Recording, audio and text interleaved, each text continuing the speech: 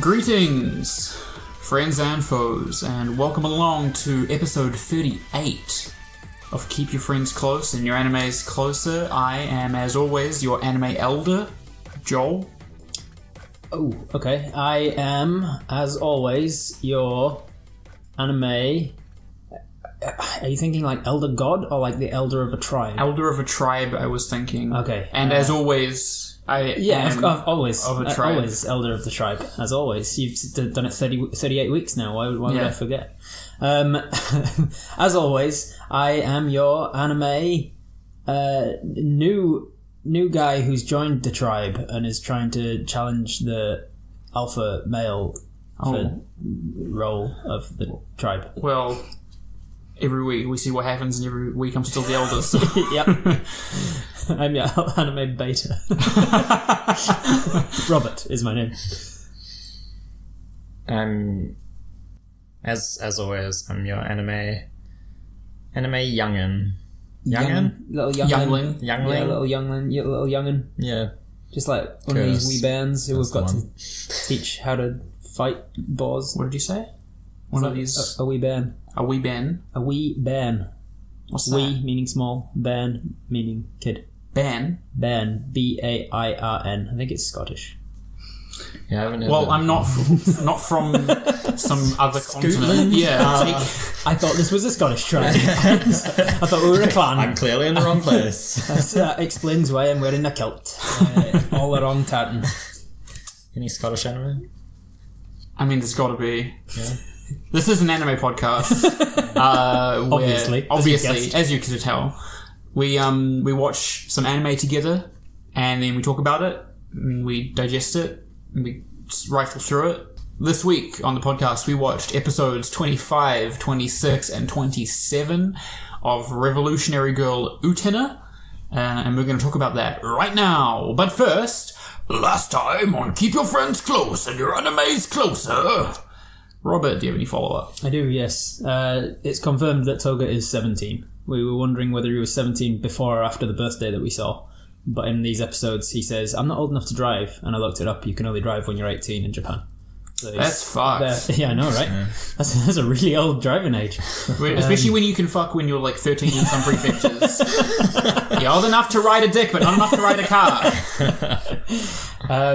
Anthe Mamiya were not the same voice actor, you said with confidence. They probably were. And while I was looking into that, I found that Liam O'Brien actually dubbed Mamiya in the dubbed version, which is cool. Liam O'Brien is... He's one of the guys from Critical Role. So that was an interesting do you know who he is? Grog. Close. It's a good stab in the dark. Vex. Damn it. He's... Vaxildan. William and the new one, right? Caleb. Yeah, Caleb Whittaker. Got it in one. You really know your stuff, Joe. As for predictions past predictions we've made about the show, we got one right, one wrong. Another prediction prophecy becomes true. I'm not sure which one you're talking about. What one are you talking about? The one we got wrong is that a few episodes ago, when it was insinuated for the first time that Akio and Anthe were fucking, and we were all like, we're predicting right now that that's a red herring and they're not actually fucking. It's pretty much confirmed in this one that they are sleeping pretty much together. Confirmed, yeah. Yeah, we see her naked with his silhouette, so yeah. The one that I got right anyway, is that Anthe pulls out Utena's heart sword. Yeah, boy! And you made that as a joke. I did. That was all because of just a slip I made when switching their names around, and then I was like, oh my god, what if it is actually? And it is. That's awesome. I think that my prediction was that the principal was doing the whole thing, and he's the end of the world. And we've kind of been like, there's a bit of leeway. There's no more leeway. Yeah, there's definitely no leeway. Akio is end of the world. I have no follow-up because, as we just heard, I made no mistakes. So allow us to move right on into Revolutionary Girl Utena Abridged.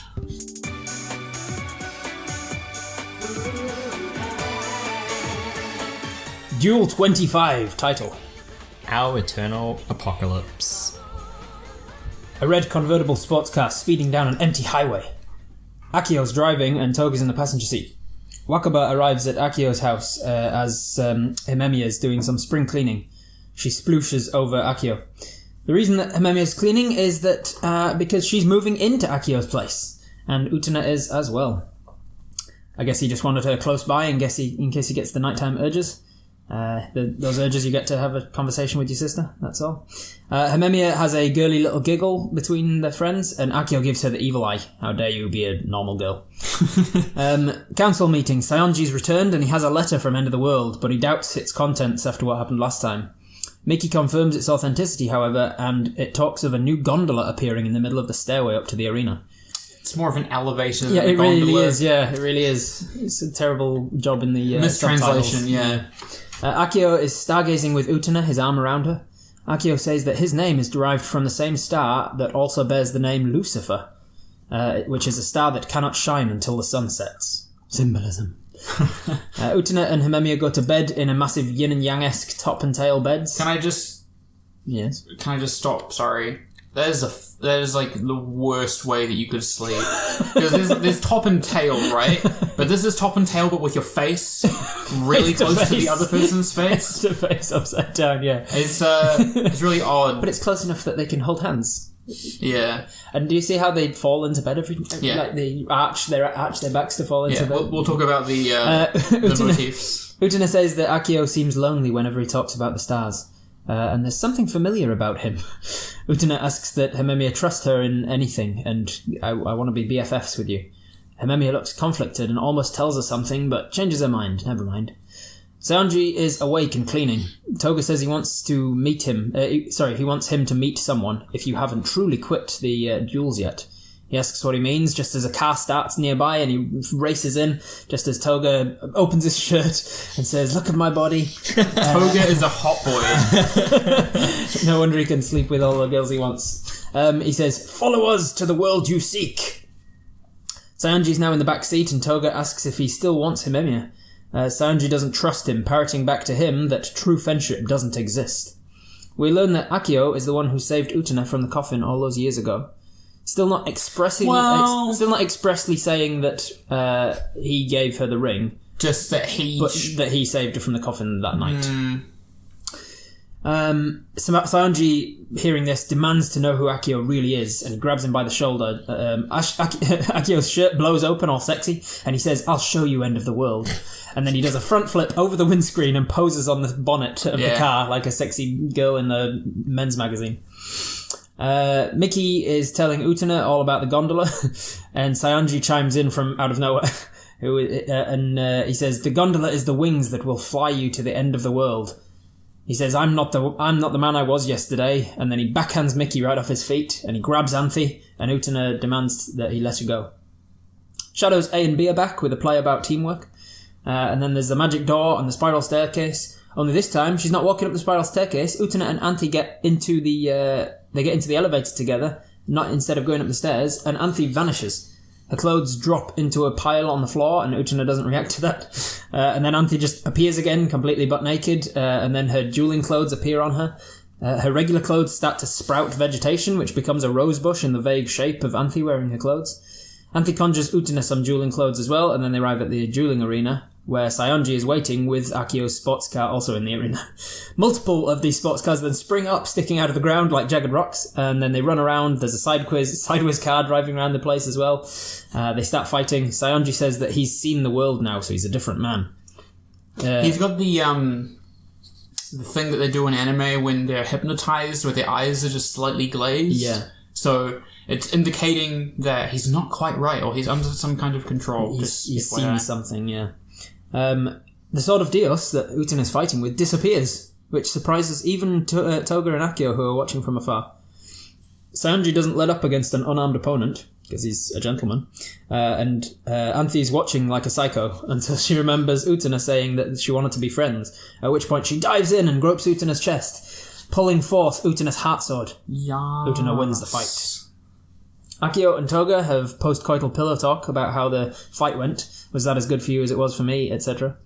Later, Akio is talking with Anthy and he tells her to come, and she hesitates this time, so he gets rough. "No, please, not like this." Utena waits in bed for Anthy, wondering where she is, and then we see a naked Anthy lying with a starry silhouette. There's new outro music. Ancient times, perfection, isolation in the desert. Whatever that means. Duel 26. Title. Mickey's Nest Box, the Sunlit Garden Arrangement. Driving along in this sports car listening to Mickey's song on the radio, Akio tells Toga that they need to defeat Utena and engage Anthy to someone else as soon as possible because Utena is the golden goose, but she just isn't laying golden eggs anymore. Which pawns will you use, he says. Cut to Mickey playing the piano. Kozue hangs off the school building, having just saved a nest of chicks when she heard that the tree they lived in was coming down.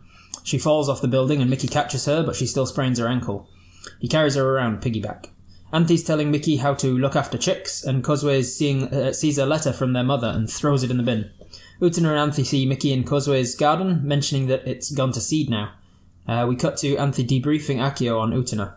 She's obviously acting as his spy and telling him everything about her. He asks, "What do you think of her?" And she's coy with her response, so he gets rough again. Utena enters just at this point to see Anthy on her knees in front of him. Worried that she's interrupting something, Anthy is just picking up broken teacup for now. Akio says Utena's practically family, which isn't something you want to hear from Akio. Utena and Anthy fall back onto the bed and they talk about Akio. He's a responsible adult. He's more like my father, Anthy says, which is lots of levels of gross. There's a council meeting and they're all sitting on chairs that are dotted around the place while Nanami's having a back massage. Mickey says he's not going to duel if it means he's just being used by some adults by end of the world. And Nanami says that they might be a nice daddy longlegs for all they know. Because they don't know who the end of the world is. It might not be an adult, it could be a spider. It could be a daddy longlegs for all I know, sure. Mickey talks to his dad on the phone about, sorry, we're not going to be able to make the wedding with you and whoever you're marrying. And then it cuts to his father on the phone, and it's Anthy standing with him, who says, "It's too soon to call me mother." So that's weird. Moving right on. Mickey is playing the piano while Kozue is outside listening. She tells Nanami, who sees her waiting, that she's waiting for Daddy Longlegs before walking off with Akio's silhouette. So they're really, they're not expressly saying it, but they're just expressly saying it in so many other ways.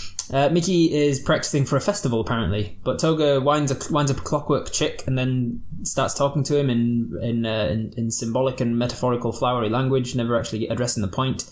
He says things like, "Beauty cannot preserve beauty," and the chick walks into a wall and he says, "We've hit a wall already." And Mickey's like, "What the fuck are you talking about? What are you saying?" Then the car starts. I feel like I'm Mickey watching this show. Yeah. Just like, can we have some actual literal words, please? I can't understand all the metaphor. Toga says you can hear it if you haven't fully given up, and then the car races in.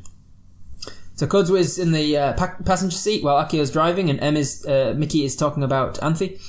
The only way to get what you want is to lose your purity, she says, as she leans back in the seat. Mickey grabs Akio's shoulder, and then Akio does the flip over on the bonnet all sexy-like again. Now Mickey and Kozue are putting up a birdhouse where the tree stump is, hoping that the birds' parents will come back and get their babies. Mikio challenges Utena. That's not how baby chicks work. By the way, if you touch baby chicks after they've fallen out into the nest, the parents abandon them. That's a myth. No. it's a myth. They don't abandon I'm cutting them. this out. just have to use it so that you sound right. The shadows are playing roulette, and one of the shadows loses all the money and then runs off to get all the life savings. Utena and Himemiya is in the elevator fighter arena thing, and Antry Himemiya is growing, and then the car enters the arena, and Himemiya grabs Utena's sword again, all of that stuff. Kozue grabs Mickey's sword, and then the cars sprout sideways, all of this stuff, this craziness, and then the car is racing around the rink. Yeah, it's always driven by itself. It's always magically driven, but this on time wheels. Kozue's on in the passenger seat.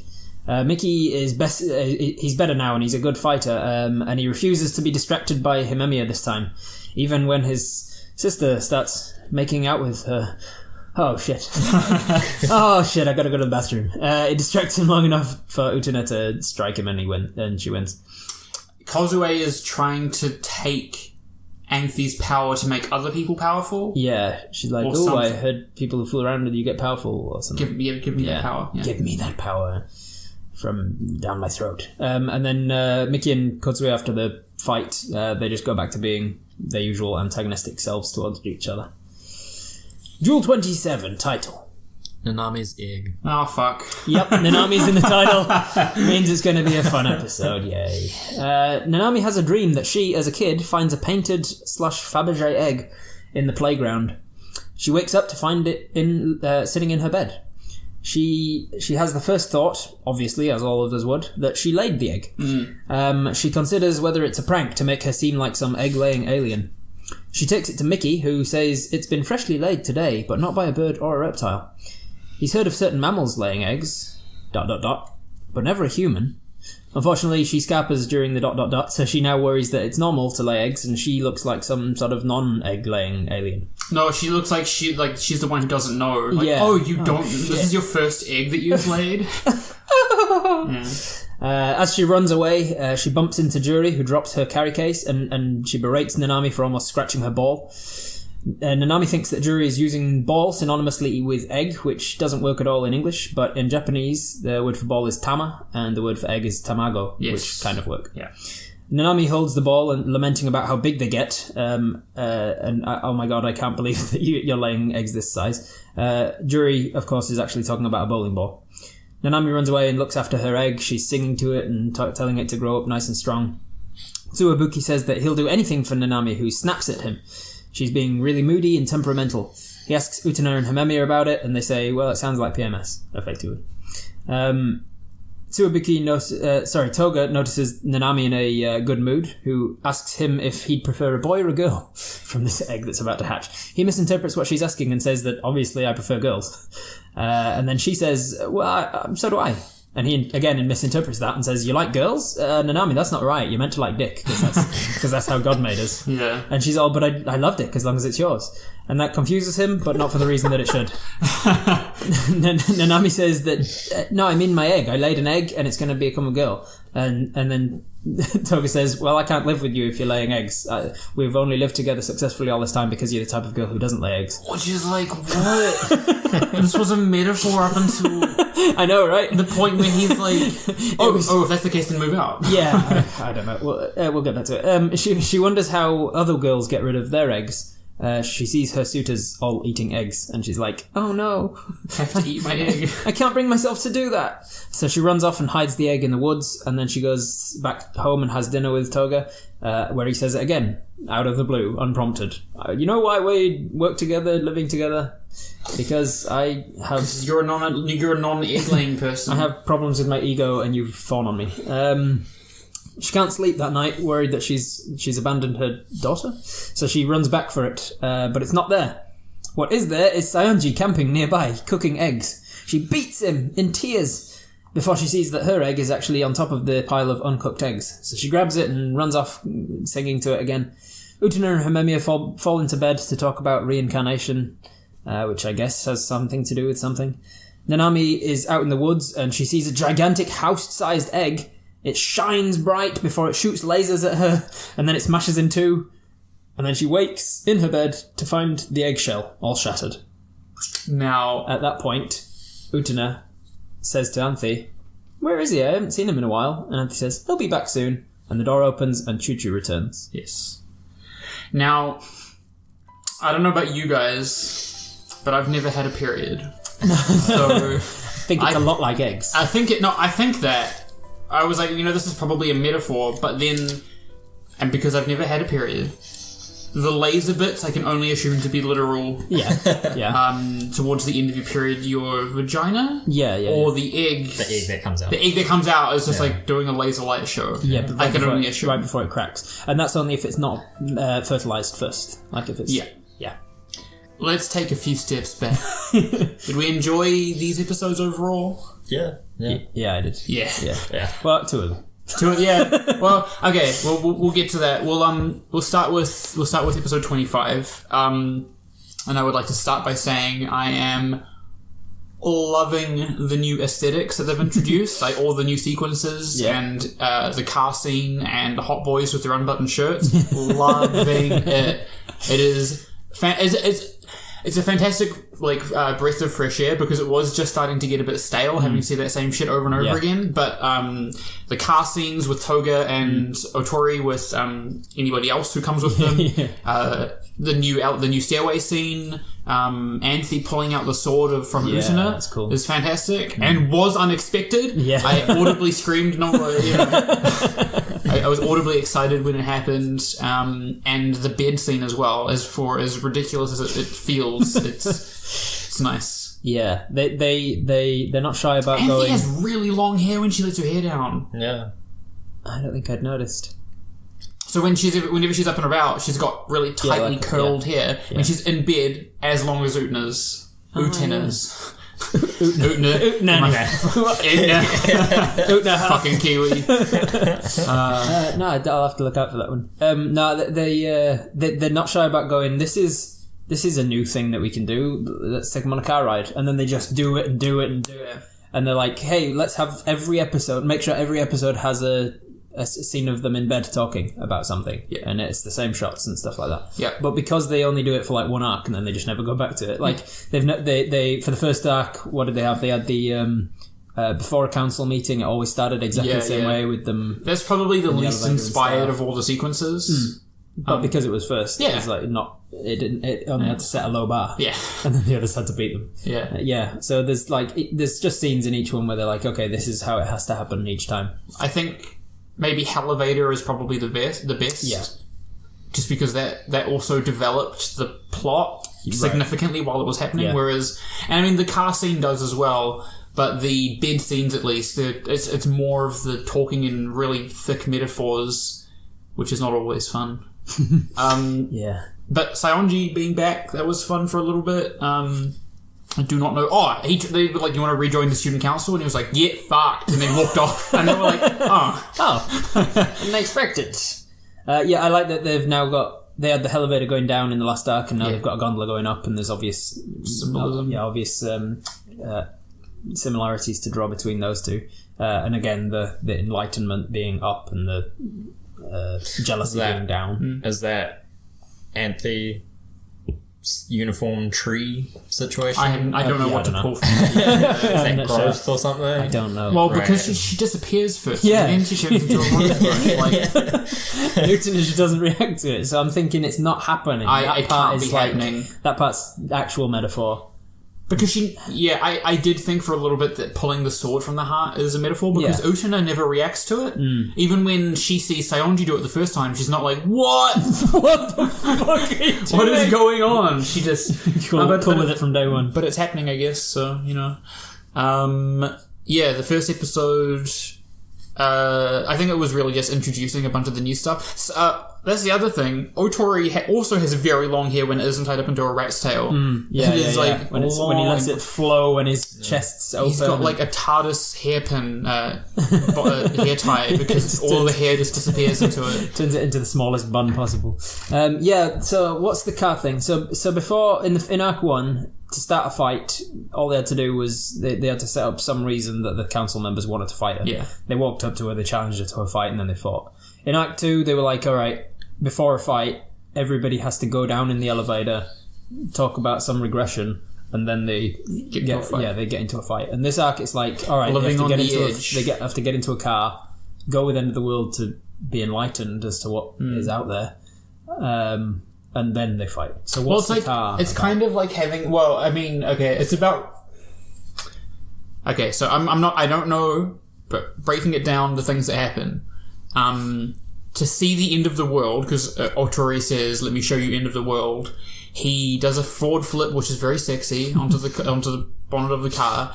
But what he's doing is he's releasing control of the wheel. Do you know what I mean? Yeah, he puts it into a higher gear, like races forwards and then jumps. So... something about relinquishing control of the situation. I don't know. Yeah. Car accident. That was going to be the next thing I was going to say. Recklessly. That was going to be the next thing that I was going to say is like near death experiences. Yeah. Like that. You let go of the wheel and then you fucking crash. Trust. I'm pulling at straws though. I mean, there's a couple things, but because there's a lot of I feel like it's getting thicker and thicker. Yeah, To comprehend. sure. Every arc is like, what are they talking about now?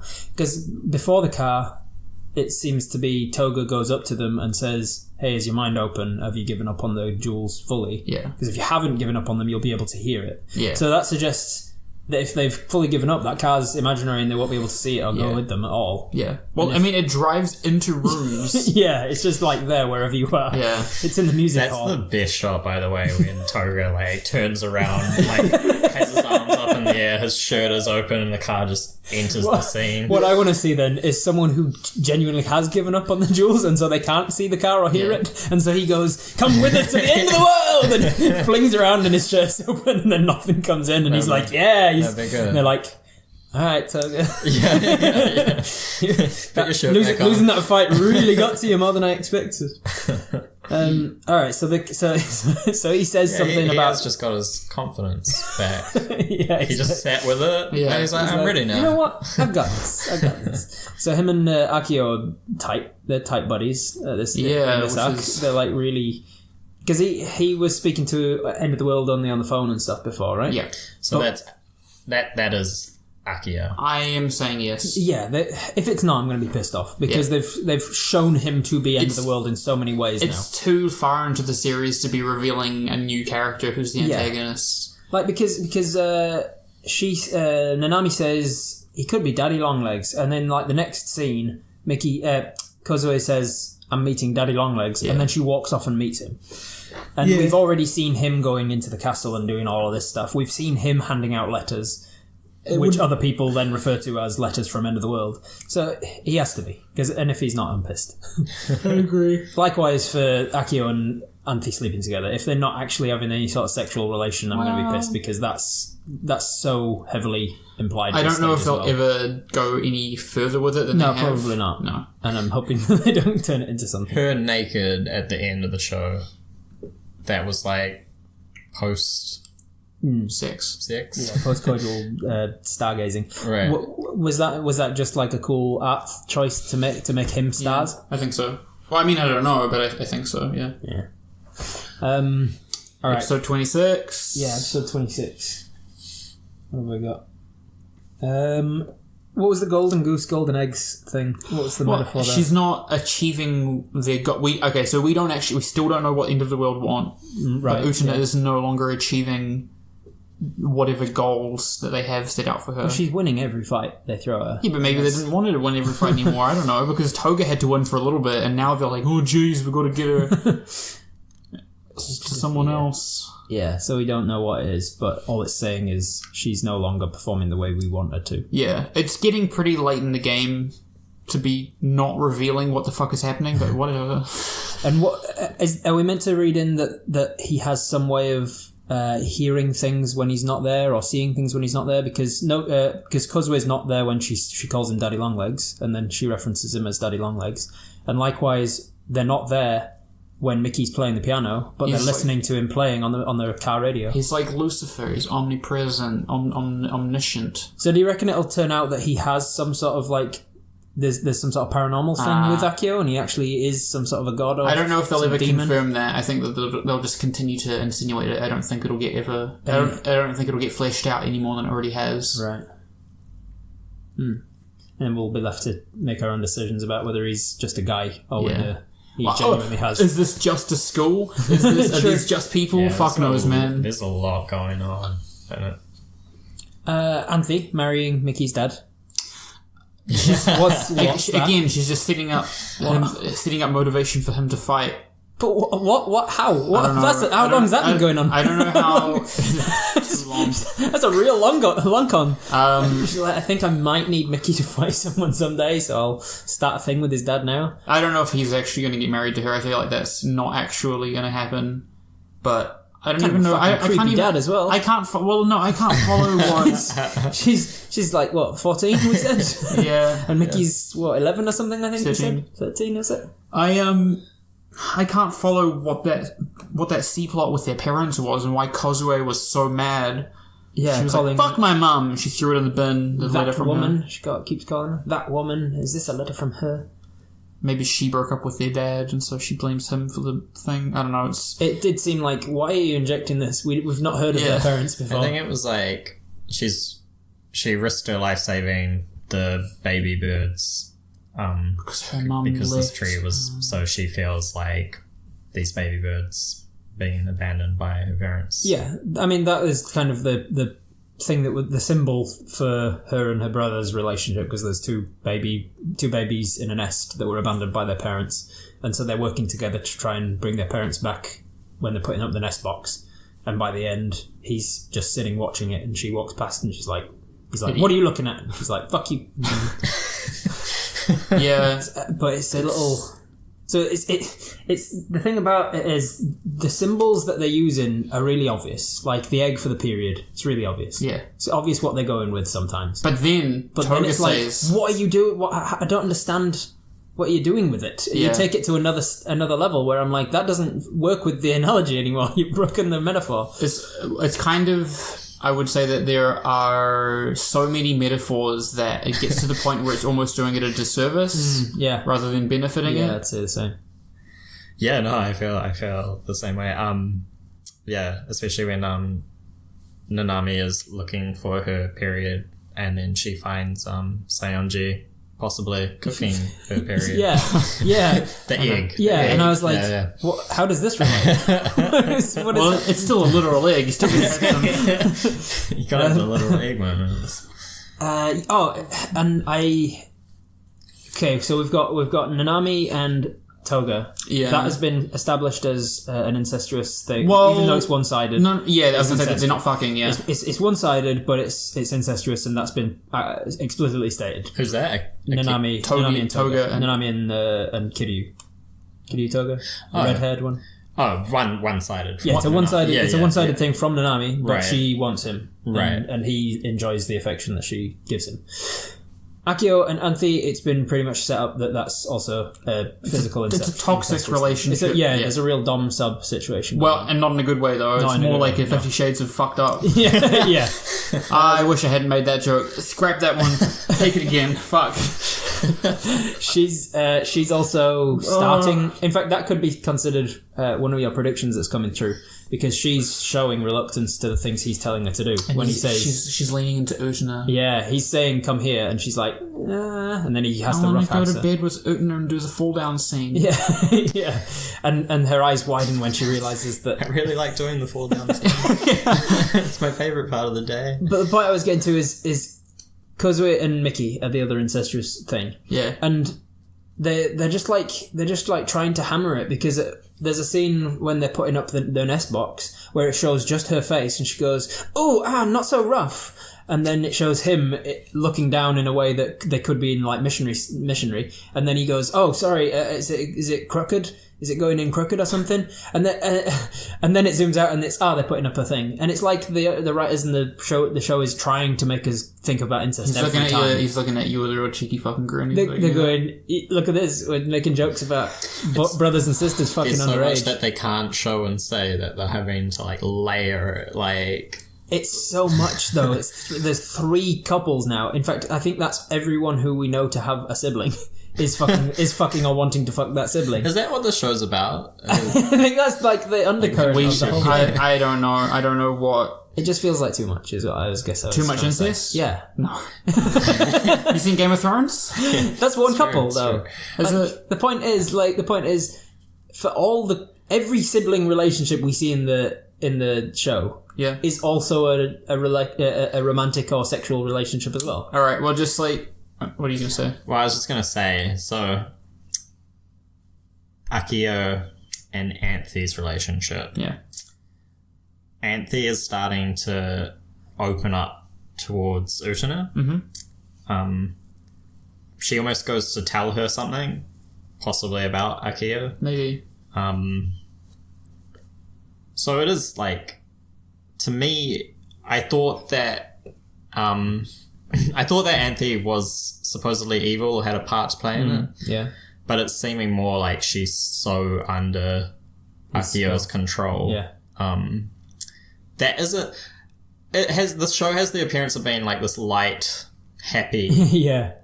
kid show. Yeah. About magic and swords. But is it a really dark and twisted, fucked up I think story? it is. It's about, getting like, more like fucking that. incestuous, like, controlled.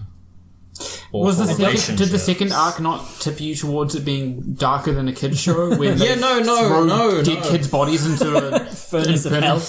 Yeah, I did, but I guess it just never really clicked with me Until until a brother who's fucking his sister was like, get over here, and she was like, I don't think I want to this time, and he's like, did I stutter? until I saw more of Anthe, until I saw more of this like weird anger or whatever from Akio. The theme of the thing in the last arc was clear that it was not as light as the first arc. No, for sure.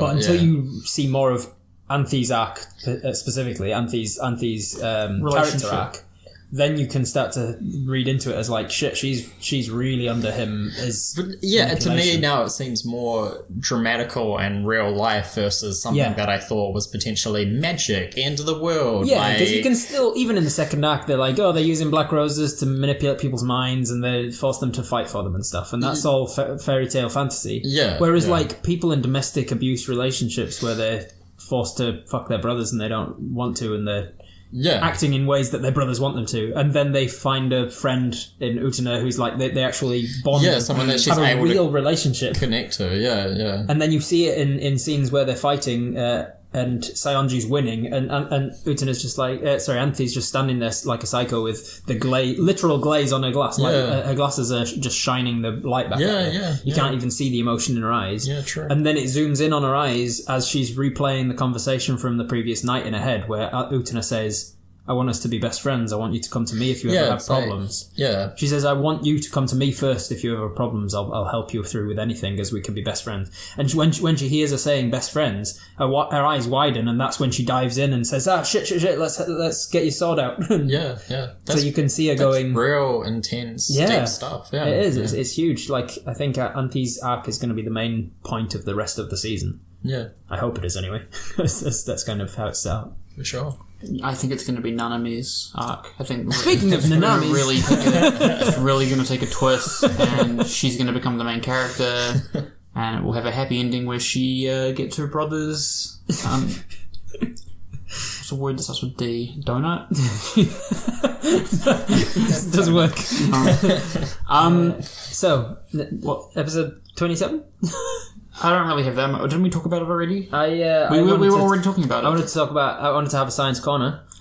Mickey says it's not a reptile's egg, nor is it a bird's egg. And because it's a solid-shelled egg, it's also not an invertebrate's egg, or a fish egg, or an amphibian egg. It's a marsupial egg. So that means, by deduction, it has to be a marsupial egg. Yes. If we're taking Mickey at his words, it is actually from a platypus. Or an echidna. Or an echidna, yeah. Are those the only two? Yep. What about a kangaroo? Are those a marsupial? There's a marsupials, not, but they don't lay eggs. I was meaning monotremes. Sorry, I misspoke.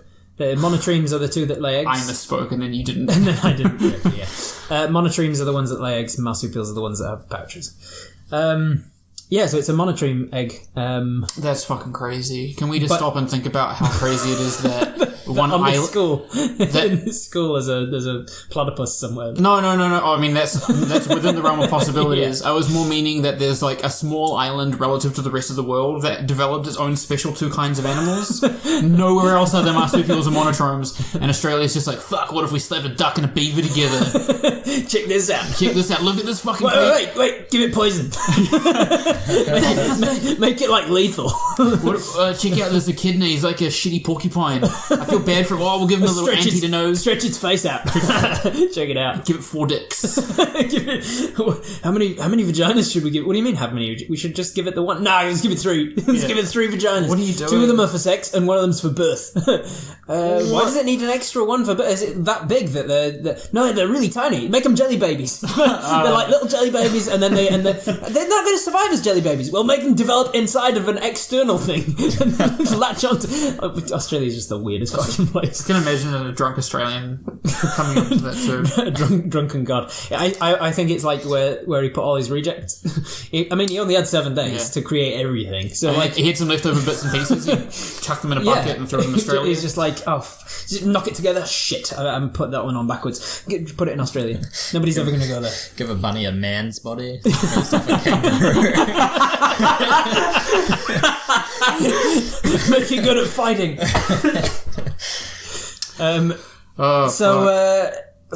Kangaroos are like the most anime animal. That's so buff. We can't talk about this anymore.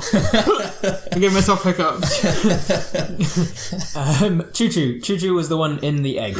Why is that? What was that about? Why was Choo-Choo in an egg, and what's Anthy got in for Nanami?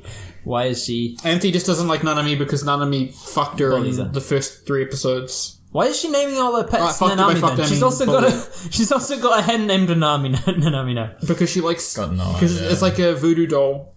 Right. Okay. She just doesn't like her. That's Yeah, the whole she doesn't thing. like her. But she's too pleasant to say anything. And so Right. she just fucks with her in The weird, psychological weirdest ways. ways, yeah. So what we're led to believe is she put Choo-Choo inside of an eggshell somehow. An eggshell which she painted like a Fabergé egg. And then she snuck into Nanami's room while she's sleeping and then put it in her bed. And thankfully, coincidentally, Nanami was dreaming about finding that same egg in the dream, and then she woke up and found Choo-Choo inside this egg. Listen. Why did Choo-Choo have to be in the egg? Listen. Why? No, yeah. Listen. The egg never moved around. This is like a cow and chicken episode, alright? I feel like there's no moral to this story, and I can't follow Why did it. they need an episode about periods? Was it just because I thought that was fine. I thought that part was fine. I thought it was fine too, but why was it in there as a... Why not? Like, if they go, we need a filler episode, let's make it a metaphor for periods. Well, it was the one serious filler episode that they've done. And then why did they ruin it with Toga talking about you can't be in my house if you're having periods then? Listen, like I said, I feel like this is a cow and chicken episode and there's nothing to draw from it. Do you know what I mean by when I say a cow and chicken episode? I never really watched them because they were too crazy. Exactly. So there's like this one episode, right, where there's a guy who's bullying people.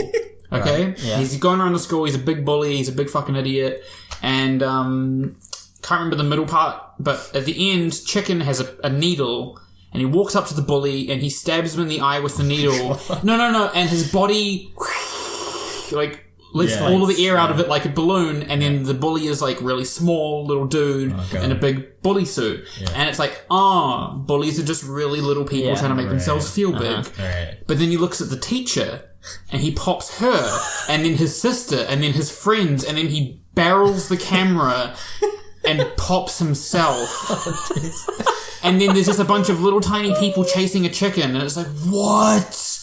We're all little people. You had a story! You had a message and now it's gone. Yeah, I guess this is exactly like that. That's exactly what this does. Yeah, it's like there is a message, but then fuck that. Yeah. It's like I'll tell you what it's like. It's like there's like 12 people in a writer's room writing the episode, and like 10 of them get what they're doing with the metaphor, and the other 2 don't realise it's a metaphor. And then lasers come out. And they're like, oh, this is a cool thing to do with eggs. And they're just writing shit about eggs and lasers. I don't know, man. And the others are like, oh fuck, we didn't check their work. Is that a cultural thing, do you think? I don't think so. I mean, I feel like this episode, if any episode, is going to paint us all as dum-dums.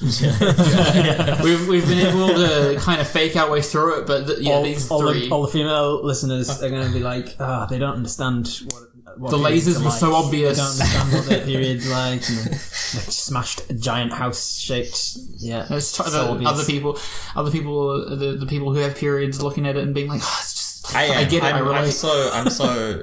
I'm so dense with this stuff. I can't see anything beyond the literal, you know? She literally had a house-sized period. What about, we'll move on now. What about best bits, rosebuds, sensu beans? For me, it was Hot Boys in the car, or Anthy pulling Utina's sword out of her chest. Both of those 2 bits. Hot Boys that got like opened up button shirt driving fast cars. Pretty good. I guess I like the somewhat hypocrisy scene of Toga saying, it's not okay to be gay. Like, and it was followed either right before or right after by him and what's his name, End of the World, Akio, like lying in a bed together shirtless, Yeah. talking about how cool the fight was and stuff. Yeah. And the fact that they're just always spending time together in the cars shirtless, and Well, it could be. every time they're around each other they're shirtless. I was just gonna say I feel like that there's such like there's a lot of truth about that, right? There's Self-hating always, gays. yeah, that's such a thing. Like people shouting at gay people And then being Not gay okay to be themselves. gay. denial. Yeah, so maybe it's a bit of that. Yeah, probably. The show was made when? The 90s? 97. 97. What was your favourite bit? I liked the boys in the car scene. It was a really fun scene with like the lights going down and anything that takes you out of what we've seen previously. Right, we see a lot of the same backgrounds and the same stuff over and over again. So this was fun and something new. That was the new thing that happened during the fight scene. So in the past 2 seasons, whenever Utena does it like a cool thing, she kind of like leans back and does a forward lunge and does foreshortening, and it's always the same animation on a different background. And they changed that for this new arc. They've done some fresh fight animation, so that's cool as well. Yeah, for sure. What are your predictions? You didn't say your favorite bit. I liked him lying in bed with his gay buddy, his shirtless buddy. Predictions. We'll go with Curtis first. I guess my view of what we're watching is constantly changing. So my prediction is something along the lines of Anthe reaching out to Utena to fucking save her from this weird situation. Yeah. We've got 1, 2, 3, and then 9. We've got 12 episodes left. Yeah.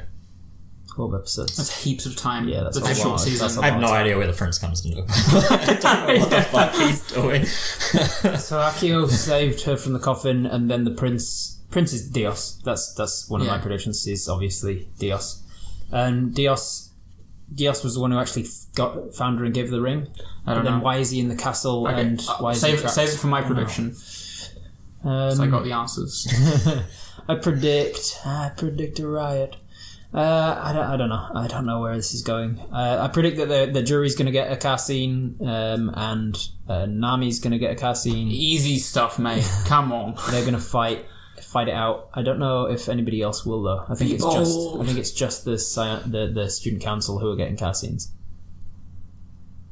I think 2 things. My 2 predictions are they're going to introduce a new character in the 3rd act, which is what we're currently in, Right. which is a taboo, but they're going to do it anyway. There's going to be a new person who's going to be very important to the story. I don't know that they're going to be end of the world. I feel like there's going to be a new person. Well, yeah, they introduced what was his name, Mikage, in the 2nd act. Yeah, He was important just for that act. Yeah, I feel like there's a 3rd act equivalent. guy. Yeah.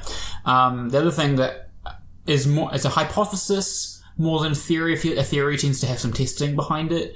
My hypothesis is that Dios is the other half of Otori.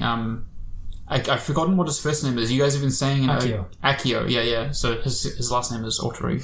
But they look very similar, and Otori has talked about how he's Lucifer. Now, Lucifer isn't like the dark side of something, but I feel like he is the evil embodiment of whatever the whole of him and Dios are. Right, yeah. The yin and yang. The yin and yang, yeah. I feel That's like why the beds are shaped sort of like a yin and yeah, yang. yeah.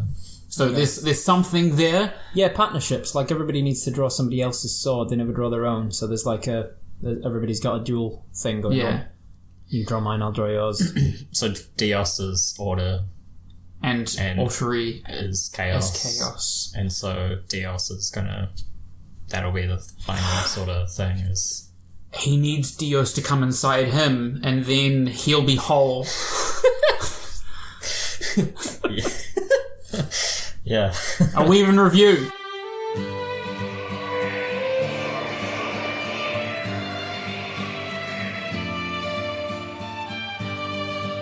A Weeb in review is the segment where we talk about other things that we did in the week, things that weren't the show that we watched. This is the ASMR version. I don't have a good enough mic to do ASMR. Yeah, we talk about Weeb shit. This week, I have an announcement. My friendship with One Piece is over. Seeking new best friend. What? I've read 150 chapters. And I'm 3/4 or more of my way through an arc, and I cannot take it anymore. I am completely done with this franchise. No, it was, and then there was a straw and it broke my camel's back. Oh, I see. What was the straw? Would you like me to explain? Sure. Minor spoilers for One Piece. I don't think it's any. It's a big side story of the thing that happens, but it's him getting the new crew member, so minor spoilers, I guess. So the things I loved about One Piece: the creativity, the art style, and the fights. They were all fun, and viewed in their context, they were fine. Like I could appreciate everything for what it was. You know, like it wasn't supposed to be taken too seriously. It had interesting world building. Yeah. Like they go to this cactus island, and there's this gargantuan cacti. Right? And from a distance, they look like they have spikes. But then the mayor goes, I guess we'll be filling up the cactus with more gravestones tonight. And then it zooms in, and they're not spikes, they're gravestones. Ooh. People being buried all over these dome shapes. Like, whoa, cool. Stuff like that is fun and cool. It's nice, it's interesting, it's creative. There's a part where two guys fuse, but they're just piggybacking on each other. You know, they're like, this is our final form. And he's like, you guys are just piggybacking. How is... Fun stuff like that. Yeah. So it has merits, and I can see why people would enjoy it, but straw that broke my back. So we're on this island, and we're getting a bit of backstory as to why... So I don't know where to start. It's very convoluted. Yeah. There is a blue-nosed reindeer who gets abandoned by his herd because he has a blue nose. Okay. And then he eats a devil fruit that gives him human powers. Now, I know that sounds silly, but all it does is give him human-level intelligence, which is understandable, and the ability to transform into like a humanoid reindeer. Right. Understandable. He gets hands instead of hooves, and he has a hybrid form where he's half reindeer, half human. Cool. Reasonable. But then the herd is really like, get fucked. Like, you're a freak, get out of here, you're not a reindeer. They don't speak, it's just, animal things. Yeah. So he's like, okay, I'll go try to live with the humans, and they shoot him because he looks like a monster. This is where he gets picked up by a doctor. The doctor takes him in, heals him up, and then we learn that there are no doctors we've already learned that there are no doctors on this island at this point, but all the doctors that are on the island work for the king. The only way to get a doctor to look at you for any reason is to, increase your tax payments. The king is a tyrant. Yeah. And using healthcare as an oppression method. Relatable for some people, I can only assume. So there's this guy, and he's a quack doctor because he cares so much about people's health, and he tears him up that people are going without healthcare, that he swears to help anybody, and that he doesn't believe that there's any illness that can be cured. And this is where things start to upset me a little bit. He's talking to his one friend who's a witch doctor. She's an old lady. And she's like, you know that you've been killing people who had the common cold, and they would have been fine if you hadn't been there after a week. They would have been fine. They would have been cured. So already I'm like, right, he's killing people. Yeah. Not okay with that. And then they paint him as still being virtuous because he just won't give up. He won't let that get him down. And I'm not okay with that. Yeah. That's not okay. And so they're painting him as a virtuous character, and I don't think that he is one. For sure. This is where I started to get upset. After the first death. Yeah. Maybe give up. Or train more. Right. So, he names the reindeer Tony Chopper. Fantastic name. So Hillock and Tony Chopper are going around trying to help people and getting chased out of towns. They're not taking money from people, they're just helping people for free, but doing a very bad job. Tony Chopper eventually recovers from all of his gunshot wounds, and then Hillock says, get the fuck out. And Tony Chopper's like, what? He's like, get out of here, you heard me. You're all healed up. Don't want anything to do with you anymore. You're not a patient, so get away from me. And he's like, but you're my first friend. Let me, I'll do anything. Train me to be a doctor. I'll get your tea. I'll do anything. He's like, get out! Shoots at him, but, missing him. Weird. And then, Hillock goes to see his friend again, and he's like, why did you do that? And he's like, I'm terminally ill, and I only have 3 weeks to live, and what was I going to do, let him watch me die? And I was like, no, you're going to scar him for the rest of his life, give him trust issues. But Tony Chopper was listening from the window, and he heard that his friend is terminally ill. I can handle that, But, I'm upset with Hillock's handling of that situation. Completely fucked. Tony Chopper remembers reading in a book that there is a mushroom that grows on this island and it's incredibly rare and it can cure any illness. So Tony Chopper goes off, finds the mushroom, trials and tribulations, comes back with the mushroom all beat up and says, look, I got you the mushroom. Hillock falls to his knees with gratitude and says, did you do this for me? And Tony Chopper says, yes, and you have to say his full name, even though everybody calls him Chopper. So they make the panacea. Hillock drinks it and says, I need to go do something quickly, but I'll be back. Runs off, meets his witch doctor friend and says, you have to teach Tony Chopper to be a doctor. I don't have much time. You have to teach him. And his friend says, you have 2 weeks left, which is still not much time. But he says, I don't have much time. I gotta go train to be a doctor. Promise me or I'll kill you. I don't have much time. Gotta go. Runs off. And he runs off because there's this whole situation where apparently all the doctors have fallen ill. So even the ones that are on the island, even though they're under the president of the occupants, I don't know what the word is, the rule? Yeah. What is it when you're a manager and you manage people? The management of the king. Don't laugh. He finds out all the doctors are sick, and he's like, if those people die, then we really will have no one. So, even though he's a wanted criminal, which he is, even though he's a wanted criminal, and he knows that doing this means that he'll be caught and court-martialed, he goes to the castle to cure the doctors, and when he gets there, they're all there waiting for him with guns, and they're like, we knew that you were so stupid that you would fall for this trap. And he falls to his knees, and he starts crying with joy because he's just so glad that other people who aren't him aren't going to die. And then he drinks a potion and he blows up. He explodes. Tony Chopper goes to the witch doctor. Oh, no, the witch doctor goes to Tony Chopper and says, what did you do? He says, I gave him a mushroom. It looked like this. He says, did Hillock teach you to read? And he says, no. He says, that was a poisonous mushroom and it kills you within an hour. And Tony Chopper's like, what?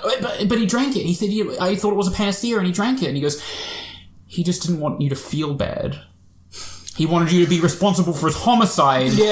But didn't want you to feel bad. Feel bad about it. And so now he feels even worse because he killed his only friend. Jesus, yeah. And that was it. I was like, these people, like, and there's lots of little things like that. That was the most egregious, but I was like, if this is the kind of thing where it's like, I don't know. I think we can all walk away with a moral.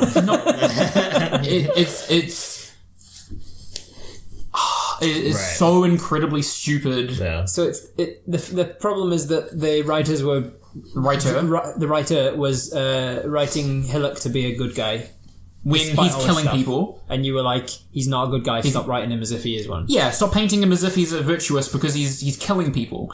Second, the biggest issue though was that he scarred Tony Chopper by not willing to tell him that he's sick, which I'm sure he could have dealt with. He's a big, strong reindeer, and then allowing him to kill him, allowing his one reindeer friend to kill him. So, and then when they meet Tony Chopper, like this is a flashback. When they meet Tony Chopper, he's like really timid, doesn't want to do stuff. Like he's fucked up from this. So he understands the consequences of what's happened. Right. But not enough that it like wouldn't make no human would do that. You like why can't he just say, I really appreciate all the effort that you went through to get me this, but this will kill me in an hour. I can't drink it. I have 2 weeks left to live. So I'm upset. But there was a lot of fun stuff while it lasted, but I've read enough to know that this isn't for me. 150 chapters is a lot. Yeah, for sure. It's just going to sleep. So 150 chapters. Yes. That's impressive. Of 900. Of currently running, yes. There'll be more than 900 eventually. It's impressive though. You got through a sixth of One Piece. When we started this podcast, you were like, we are never touching One Piece. And now you've gone through a sixth. Yeah. Again, I was meandering through it. I feel like it was just like a couple chapters here and there, but all of the redeeming factors and everything that I liked about it cannot make up for some of the awful writing. And you're welcome to disagree with me, but fuck. I mean, goddamn. I mean, Tony Chopper for a name is cool. And then the character himself was like one of my favorite characters so far. He's just a little reindeer who can turn into guys, and then it starts to get a little bit. Change all the time. He's got it's supposed to be that when you eat they introduced that there are different kinds of devil fruit because there's a guy in the town. He's a guard who has eaten the fruit that lets him turn into a bull. Right. And they're like, when you eat a devil fruit that gives you shape-changing abilities, you always have 3 forms. You have your, like, base state. So for Tony Chopper, he's got reindeer state, hybrid state, and humanoid state. And humanoid is kind of like 6 foot tall, burly dude with hands. Right. But then he's like, while I've been studying my medicine, I developed this. And then he pops a pill and then he unlocks 4 new forms where he, like, has reindeer legs and really, really strong arms, but doesn't change his body. And, like, fast form. Like a centaur. Yeah, stuff like that. It was just... That was all fun, and the baddies were always fun, and they had interesting powers, and I really liked the way that those things were handled, but man... Yeah. That's unforgivable. Yeah, Summer Fling with One Piece. Is now over. So, looking for a new best friend, and there's one on the horizon, but we'll talk about that some other time. I do have one more thing to talk about. Okay. If we're going too long... I don't have much to talk about this week, so okay. Go ahead. The other thing that I have to talk about is that I have finished an anime called Haibane Renmei, and this is going to be a negative series of events because I did not like Haibane Renmei either. Oh my god. So welcome to Joel Rants. Yeah. I'm sorry. I feel bad, but I just didn't have a good week. It's good for people to know if they're looking at it and going, I wonder if I'd like that. And okay, so Haibane Renmei is made by... Oh, okay, so there is a guy called Yoshitoshi Abe, and he is also an awesome name. Very cool name. Yoshitoshi Abe. Abe, yeah, I think it's a pen name, because that sounds insane. It's still a good choice. Like he's done a good job. He is the art director for Serial Experiments Lane, which we talked about last week. Right. Also did the character concepts for Welcome to NHK, which we have also talked about, and a bunch of other stuff that has critical acclaim. Yeah. He is attached to critically acclaimed properties. Yeah. He thought it would be a good idea to write his own thing, which makes sense, right? Yeah. You've got a good art style, you've got a fan following, I'm going to write and do my own thing. And he started writing a manga, and then his friend was like, I love this manga, let's make it into an anime. And then he never finished the manga because the anime became more popular. The anime is critically acclaimed and was very, very popular when it came out. And I thought, gee whiskers, I like some of the other things that this guy has been attached to. Maybe I'll like this. And I can... This is essentially like his first... It's the thing thing. Yeah, the thing that he wrote, directed, and did himself. Right. And I fucking hate it. Like, it is awful. Right. So,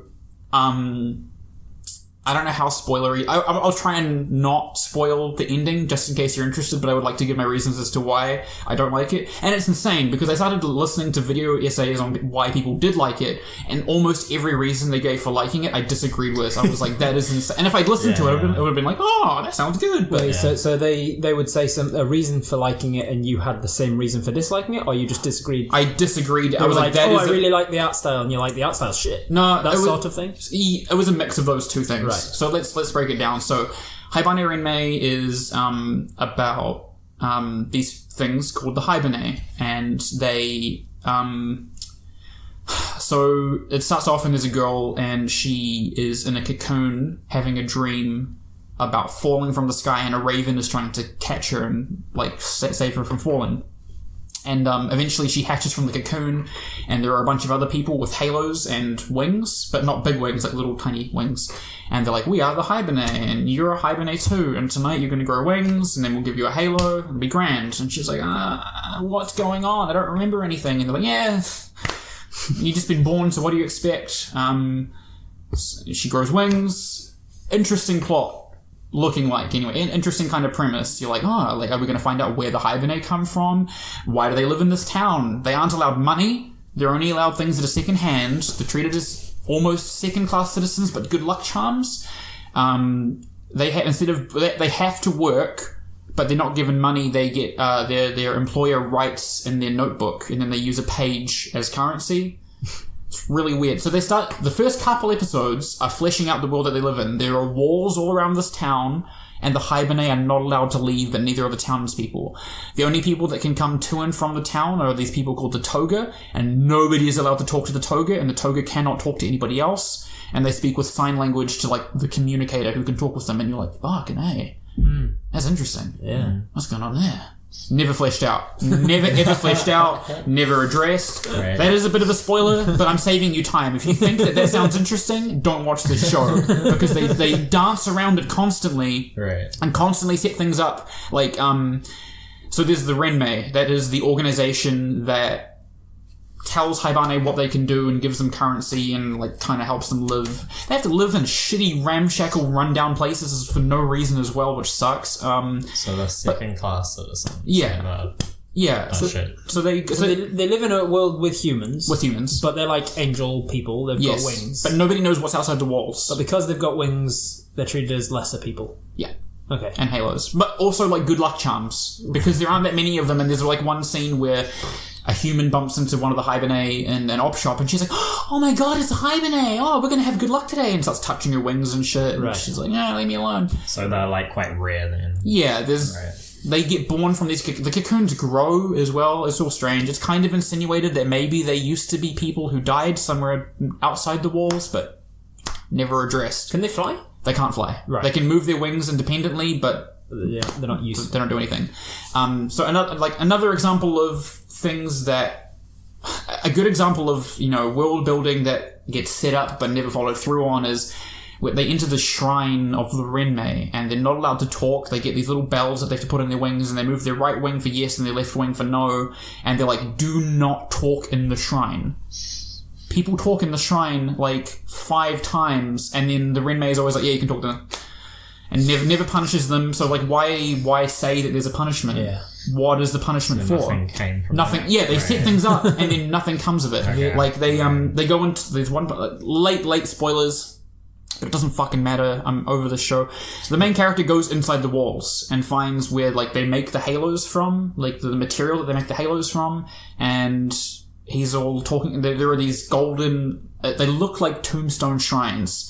And she's like, oh, what's going on with this? And he's just... Gives a non-answer, and then it's never developed. And it does so... It's constantly doing things that don't advance the themes of the show or the plot. So it's just meandering around doing nothing. Right. It flicks between being a slice of life following the lives of these girls doing odd jobs around town, which would be fine if it was a slice of life show, and a mystery show with no real mystery to follow through on. Have you definitely finished it?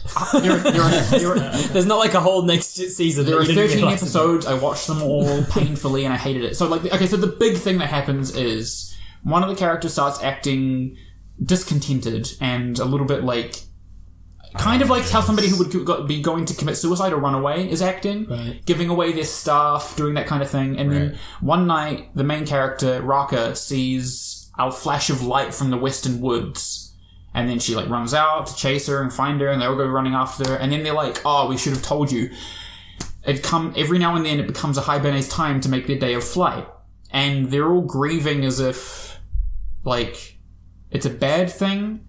But they never tell Raka what the day of flight is, ever. We should have told you this, and we're still not going to. Yeah, exactly. They're just like... And then sometimes they talk about it as if you should look forward to it, and other times they talk about it as if it's, like, a bad thing. So is it good or is it bad? You don't know. And it's not like, is it a cultural thing to different people? Like, the same person will... Different episodes change their opinion on whether it's good or bad. And, like, they... I lost my train of thought. What else? They do another thing where they just don't follow through on just they handle all of their themes like that really inconsistently. Like, oh, this is one way. Oh, but now it's this way. Or like, oh, this is this. Oh no, now it's this. And it's clear that he had a really cool idea for a setting, and then didn't know what to do with it. And like cookie cutter themes, like oh, they could be angels. What do I do with that? What do I explore with that? Nothing. It doesn't have anything to say. The big arc in it is one character kind of coming to terms. Oh my god, that's what it was. It's this whole thing is like they talk about how if you can't remember your dream from the cocoon, they name you after the dream that you had in the cocoon. And if you can't remember the dream you had, you become sin-bound. You're sinful because you can't remember the dream. And there's one character who dyes her wings white because, your wings are black if you're sin-bound, just because, whatever, could be evil. There's one character who's sin-bound, she dyes her wings white because she can't remember her dream. She talks about her dream at length, and all the things that she can remember, she just can't remember how it ended. So, like...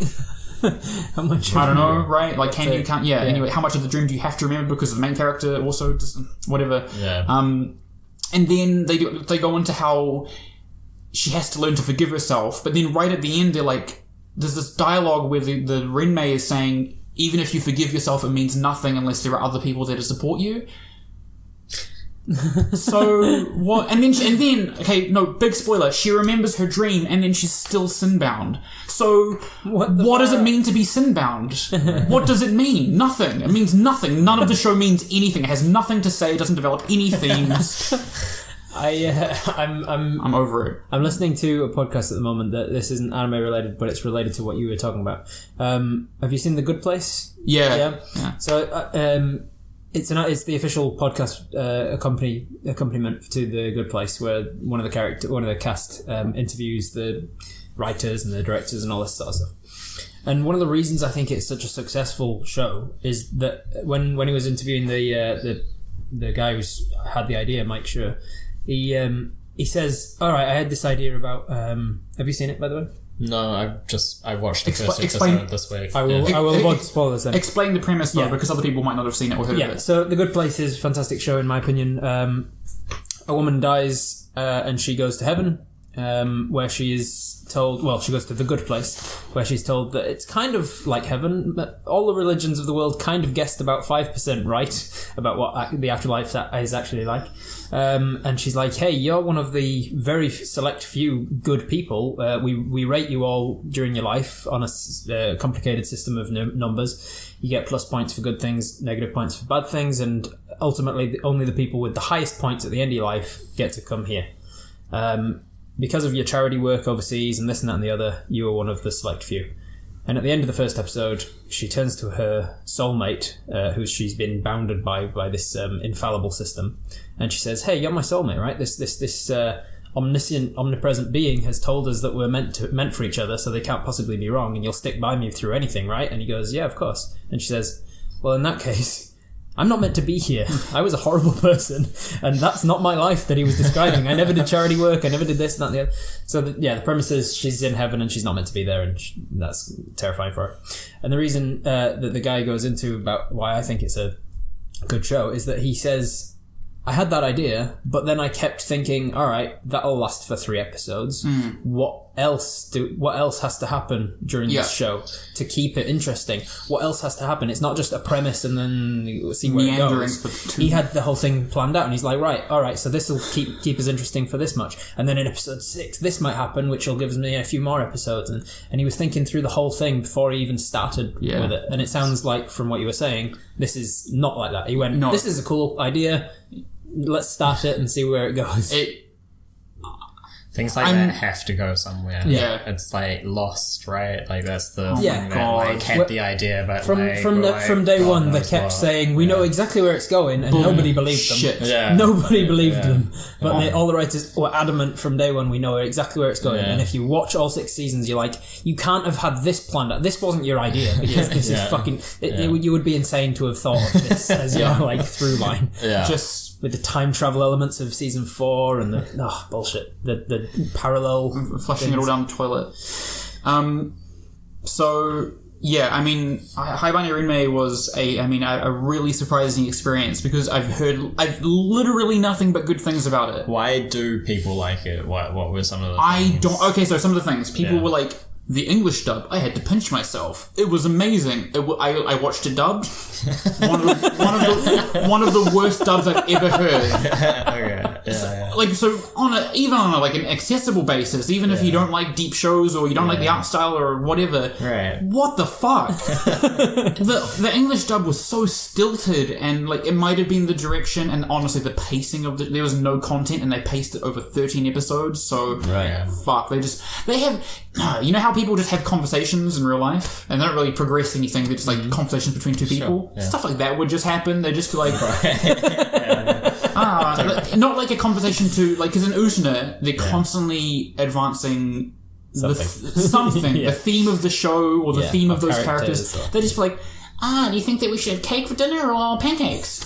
I think that we should have pancakes, but maybe we should have breakfast. That's like the scene in The Room where they walk into the restaurant and they just show the entire order before them. You've seen The Room, right? Yeah. Where she's like, I'm going to have the cake. I think I'll have some brownies, but yes, I'll have a smoothie. They just stand there waiting. really sets up the scene of a cafe. It does things that are... they look profound. I can tell the feeling that it wants me to feel and I don't feel it because it's put none of the effort in. Right. So there's a part where they have a festival. They're in the middle of the festival and the main character is like, what the fuck is happening? They've been preparing for it for like 4 days and just not been telling her anything. She's still asking questions, like in the middle of it. That's not... What did you just ignored her when she asked it before? Yeah. And then they're like, so this is the part where we don't talk for 3 hours. And she's like, what? And then they're like, shh. Like, stop, shh. Right. And then at the end, they celebrate at the end of the thing with, and now the wall sends up all of our good wishes and thoughts into the sky from the past year. And it's like, that is supposed to be profound. Yeah. That means nothing. The wall glows and lights shoot off into the sky and it's a big, starry skylight and everybody's looking up. And it's like the imagery that you would associate with things that are profound, but it's not. It's vacuous. It's not doing anything. It's just like, it's nothing. Yeah. So people have praised the themes of the show, which I think are severely underdeveloped. The pacing of the show is meandering at best with no payoff. The character writing is poor because nothing means anything and the main character is like, what the fuck is happening the whole time and never gets an answer. The world building starts strong and then just falls over and goes to sleep. It's like if Usain Bolt took off real quick and then just was, I'm done, nap. Yeah. Or like a cardboard world sort of thing. Like you go up to something and push it over and it falls flat. Exactly. And it goes into the level of specificity where it's like, now you've made that really specific. I want to go over and see more about that. And it's like, no, maybe don't. Maybe don't do that. Yeah. So to summarize, you would give it only a 6 on my anime list. I gave it a 2 because I didn't find it so grossly offensive. Because I did enjoy the first couple episodes. There are things that it could have been done worse. Yeah, it could have done worse. And I liked the premise. Yeah. I liked some of the art direction. But fuck that show. What is it sitting on then? I gave it a 2. like an 8 point something. What? It's really highly rated. That's insane. How recent is it? 2009. Right. Wow, it's been out a while as well. Because I was thinking, if only people who love it have seen it, then as time goes on, it's going to come down in rating. But it's been out a while. Yeah. Yeah. I feel like there's different audiences, right? Yeah, for sure. I mean, I don't like The Good Place. Yeah. Robert loves The Good Place, and that's fine. Yeah. But honestly, Haibane, I don't understand. It's glaring. I need to stop. I think you made your points. Yeah. All right. Sorry. Anything else you've done or seen or watched or read? I feel like I've talked enough. I've talked enough, Robert. Right. I haven't watched or done or seen or read anything outside of my uni course this week, but I did realise that we talked about Attack on Titan at length, and then decided it wasn't good enough to release. So I'm going to talk about Attack on Titan.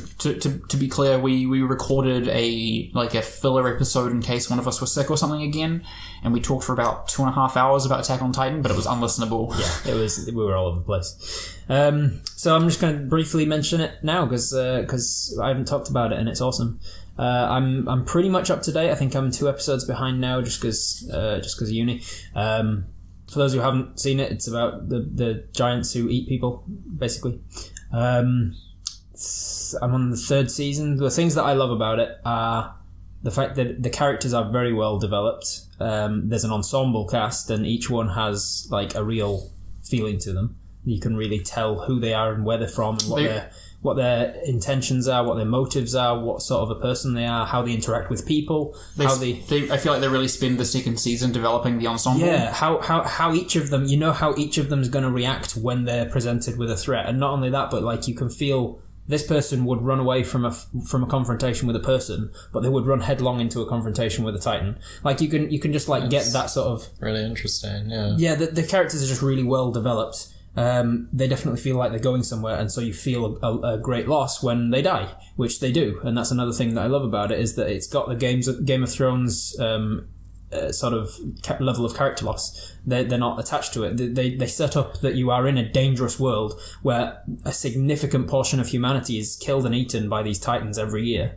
And so they show you that these are the people fighting on the front lines. So of course some of them are going to be the ones that are getting eaten. I do feel like some of the core cast has very thick plot armor. Yeah, they do. It's mostly after the first season. The third plot armor.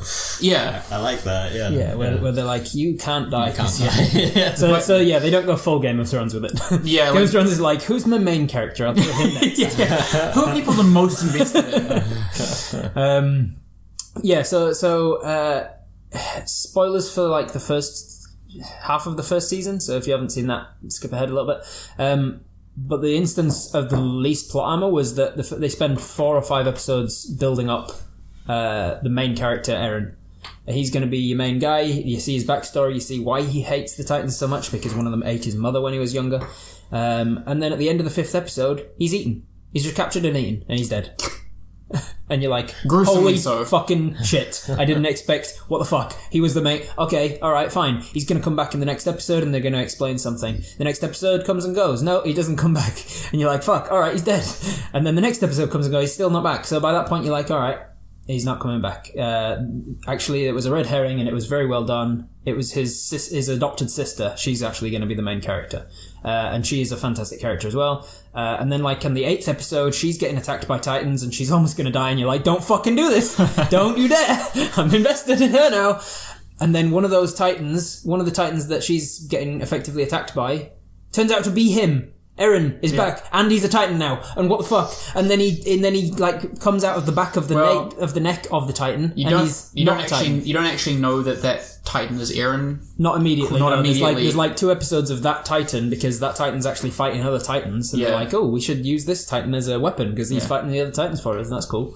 And then that Titan gets eaten by the other Titans, and they're like, shit, we need to save him because it can be a valuable weapon. Yeah, because it'll be a valuable weapon. So they run in and kill the Titans that are eating him. And then they discover that Eren is like controlling this Titan from the nape of its neck. And they're like, what the fuck?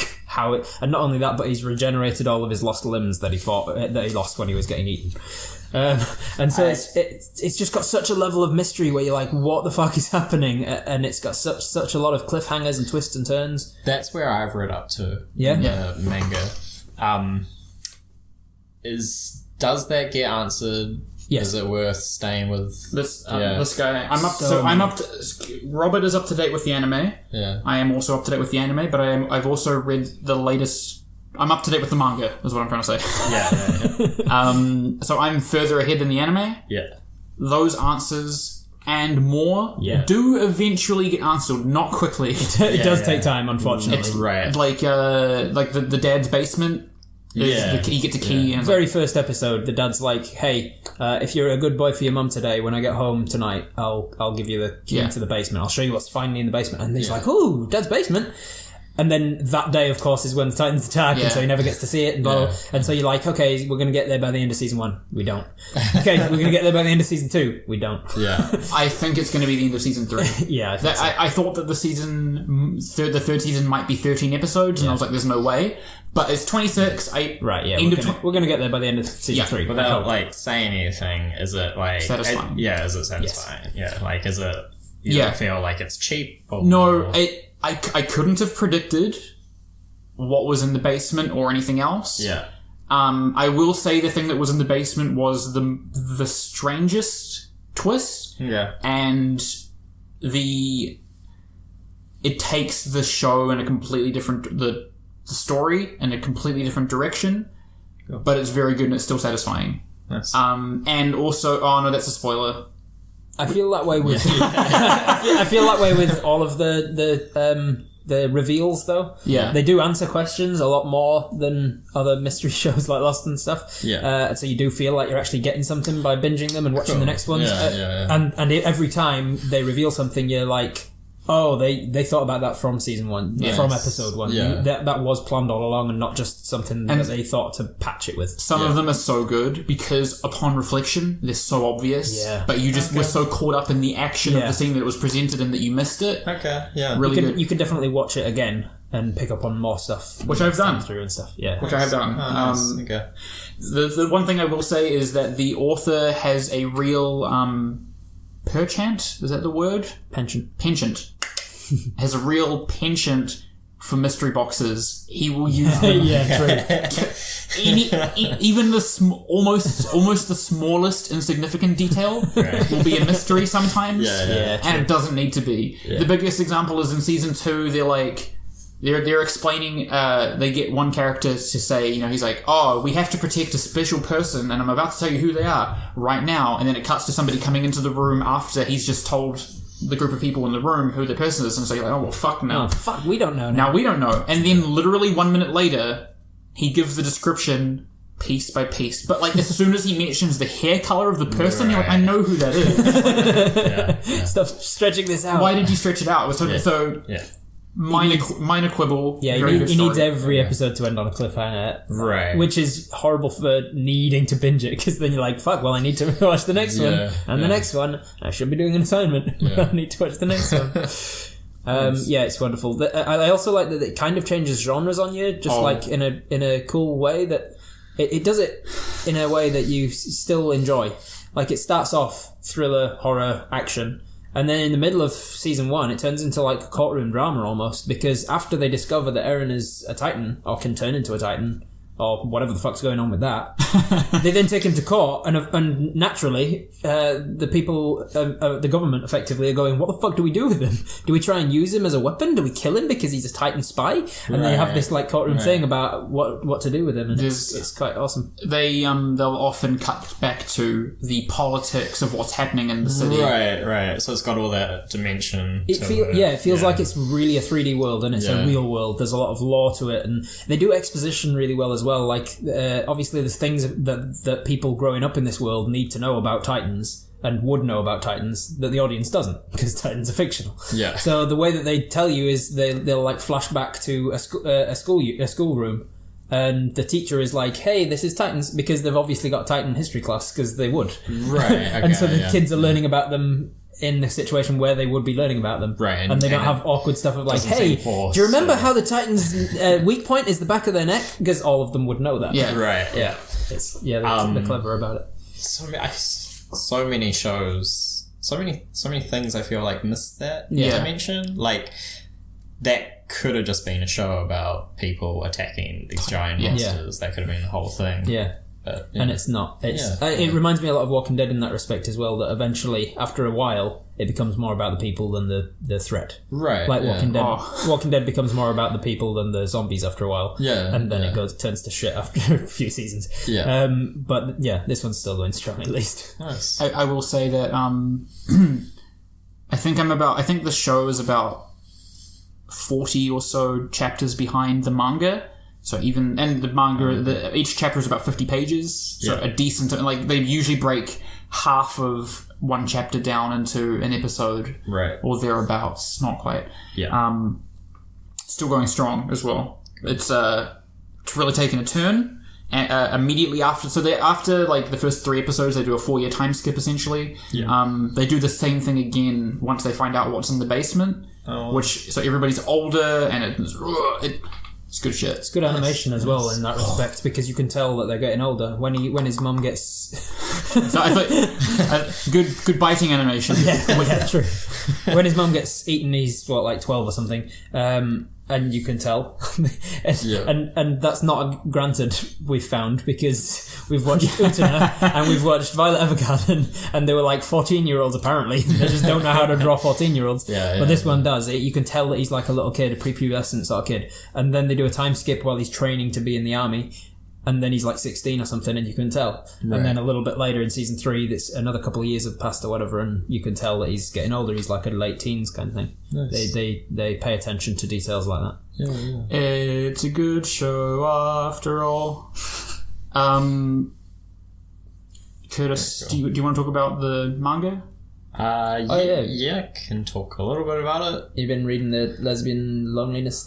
What was it called again? My Lesbian Experience with Lonliness, is that what it's called? Yeah. So I lent it to Curtis after we finished recording last week. Yeah, I liked it. I don't think you set me up with big expectations. Yeah, Sorry. Yeah. No. But it was definitely good. And Did you finish it? Yeah. Oh, cool. A lot that you can sort of relate to and connect to. I found. Real good. I really like stuff that like is able to sort of put into words experiences that I feel like every young person sort of goes through. Right. Yeah. And I found it very like it shined a light onto sort of aspects of myself within this character. Yeah. No, that's sorry. I'm getting visually excited. Yeah. While Curtis is talking. I felt the same, but I think maybe it's just that I resonated a little bit more with the character, and I got excited when talking about it. But like, I don't know, lots of the little things. Not that I've ever. And that's not embarrassedly denying, but she did a lot of like self-harm, she had eating disorders, but a lot of the sentiments that she was carrying about herself were the things I could relate to. I couldn't. The self-harm and eating disorder I haven't had, but the little insights. One of her insights into how she behaved as a person. So she was sort of portraying herself as how she thought she was supposed to portray herself by what her parents had told her who she is and how to behave. You need to act like this because you are this sort of a person. Right. So she was pretty stunted in her sort of development and didn't really open up into her adult self until late 20s. Late 20s. So one moment, I'm so bad with memory. It's okay. I don't know. What did you think of the illustration, the artwork? It's quite simple. It's quite fun. Yeah. Communicates the point. Yeah, it was very minimalist, I suppose. Yeah. Are there mangas that you read like just because it's got brilliant artwork and lacking in story or whatever? For sure. Yeah. I think I mostly pick things based on art style. Yeah, for sure. So there's like a wide range. You can be like, the story's really great, but the art's not there, but that's not the focus of it, and I enjoy it for the story. And then there are others that you like. I just like enjoy flicking through a picture book effectively. Essentially. Maybe I'll pick up One Piece again. just for the good bits. So you can flick through the good bits. Yeah, I just not read it. I just flick through the art. Like, there's two guys piggybacking like that. It's funny. Are you still watching, reading Baki? Grappler Baki? I was like, look, I've got too many plates spinning at once. I just want to focus on a couple things. But now that I've dropped One Piece, Grandpa Baki is definitely like not for the story. It's for the really fucked up pictures. Yeah. So it came to mind. Right. Yeah. No. I'm not done with Grapple Baki. I will be picking that up. I picked up a couple of other little things, but I'm saving up some things for a Halloween spooktacular, which I haven't told Curtis and Robert about. Good to know. It'll just be like my thing. I'll be like, it's Halloween, so I've done Halloween things. I need to find some spooky ones then. All right. I agree with all your sentiments. Thinking about opinions are validated. Yes. Yeah. The biggest thing that I resonated with was, I think you articulated it better than I did. Your parents telling you, or maybe telling you not to do something, like saying you can't do that because it won't make you any money, or like you need to do this because then you'll have money and you'll be secure. Yeah. Whereas that won't make you happy. Yeah. Do you know what I mean? Like, they want the best for you, but that isn't what Like, on paper, it might sound like what it's best, but it doesn't make you So happy. one of the things were like a stable job, education, Steady income. yeah, and she had a part-time job, and she wanted to be a manga artist. Yeah, the biggest thing was that she wasn't good in school, and she was fine with having a non-stable income. As long as she could support herself, she was fine with that. She didn't need to have a salary. Yeah. So the more that she was listening to her parents' input, she felt really shitty about herself and real depressed because she wasn't these things that they were supposedly expecting her to be. But, so that search for her true self. I like that she was able to find herself through honesty. It seems like being truthful with her sort of the self that she didn't. That was a scary side of her, but by being truthful about that, it led to her being able to her being able to look in the mirror and say, you don't need a full-time job. And like some people don't need a full-time job, and that's fine. Took a huge weight off of her shoulders, among other things that she told herself. I had that as like in my early 20s. My dad was like, what the fuck are you doing with your life? Like, you should have been an accountant and things like that. I had all these pressures, and when I went in college, I wanted to be an animator, but I didn't choose that straight away. I went to uni and started studying for industrial design, because that was kind of like, that was drawing. Like it had more of like a sort of technical side and could be considered more of like a job, a professional career sort of thing. So and that shit fucked with me for ages. It's interesting though, because it's like that's sort of in the same ballpark as the motivational things that you read about, like follow your dream, life's too short, and all this. Find a job that you love and you'll never work a day in your life, all that stuff.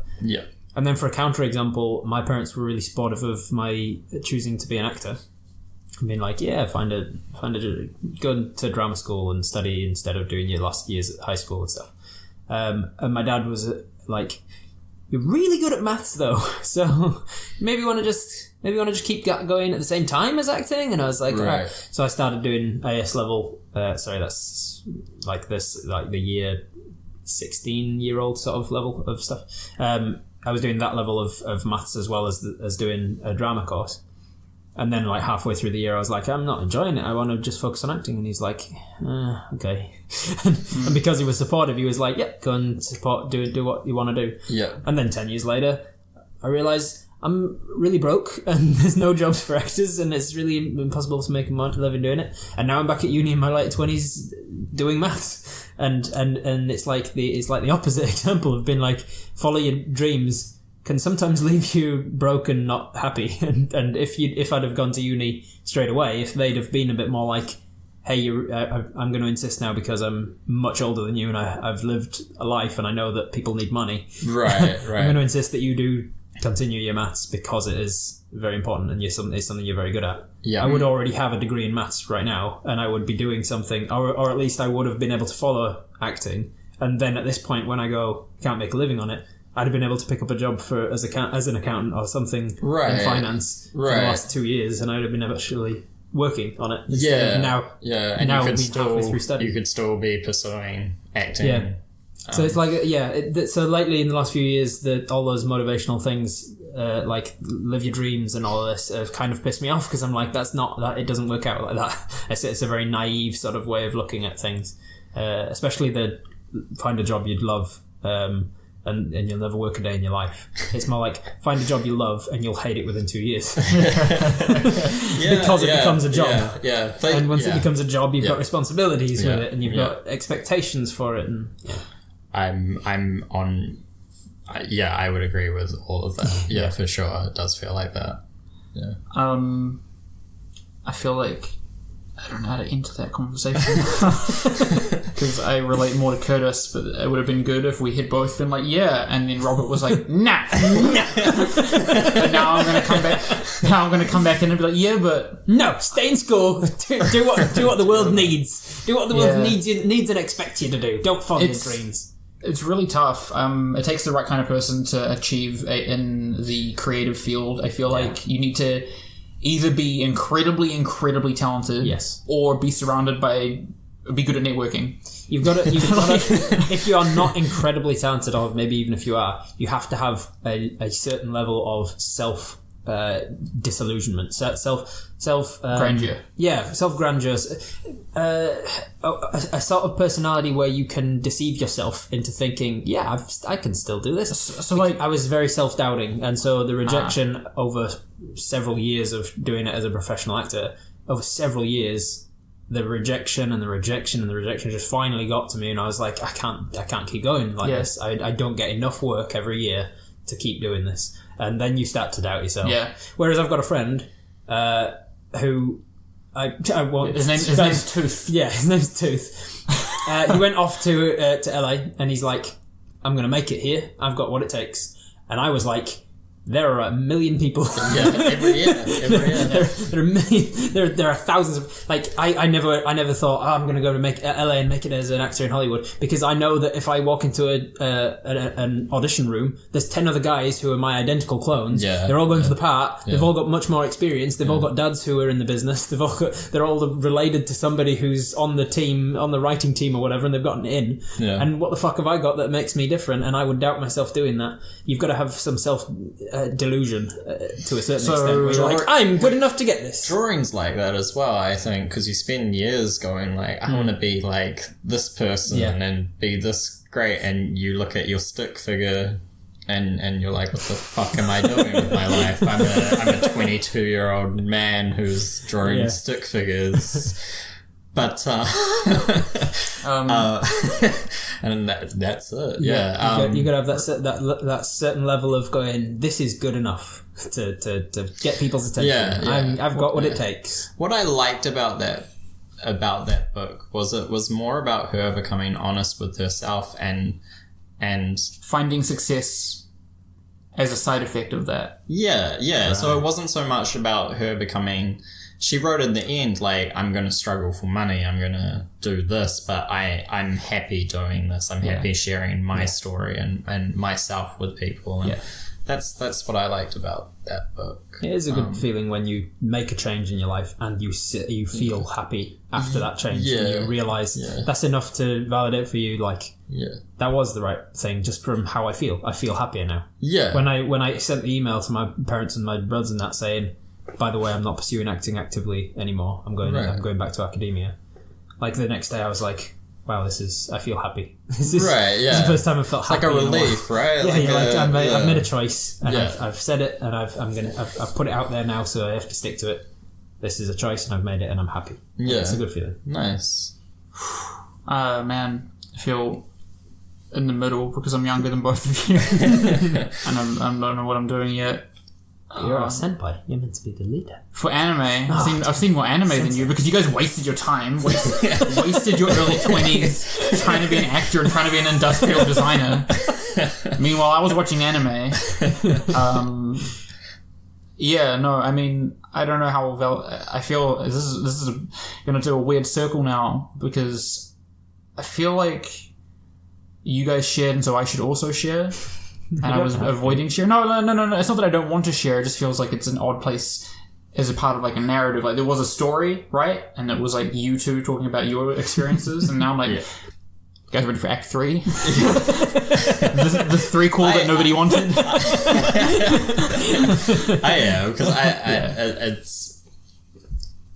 So is it something to do with the book and something that you got from it? Like, no, well, kind of. So just like. Groundwork is that, like, I used to love drawing, like, a lot growing up, and I remember the first job that I ever wanted when I was growing up was I wanted to be an illustrator. I used to love drawing, and I'm really glad that my parents don't listen to this, but like my parents never discouraged me, but they also never encouraged me. And that sounds like a really weird pedant. It was more things like they'd be like, oh, that's really good, but you don't do it enough, so you could never make a job out of it. Or like, right. Oh, you could keep drawing as a hobby, but you would never make a job out of it, so don't do it. You know what I mean? I guess that is discouraging. And so, like, when I was doing really well in design at school, which was like the equivalent of illustration, because you could just draw stuff and say that you designed it. I was doing really well in high school, and I told my mum I wanted to go to like an illustration college and become an illustrator. And my mum was like, the only way I would ever let you apply, even think about doing that, would be if you applied for something else. And so, like, if you see my grades in my final year of high school, they just go down because I start putting less and less effort into it. Because I know that I'm going to make my parents miserable. My dad is also like, you should be an architect because I'm a builder and I'll just give you work. Right. And it's the same thing, right? Like, it's industrial drawing and it's a profession. It's It's not homeless person work. So I applied for 3 art schools and then AUT for communications, because if you don't know what that is, if you don't live in New Zealand, the communications degree at AUT, as good as it is, it's a degree that you do if you don't know what you want to do. Yeah. It has 6 majors ranging from TV and radio to public relations, advertising, digital media, and by digital media they mean literally everything. App production, 3D modeling, video editing, HTML and CSS for websites. It's a very broad course. And I was like, I'll go into advertising because then I can draw ads. And then I hated advertising, but I was doing digital media, so I just kind of kept doing it. And now I'm a person who makes websites and I fucking hate it.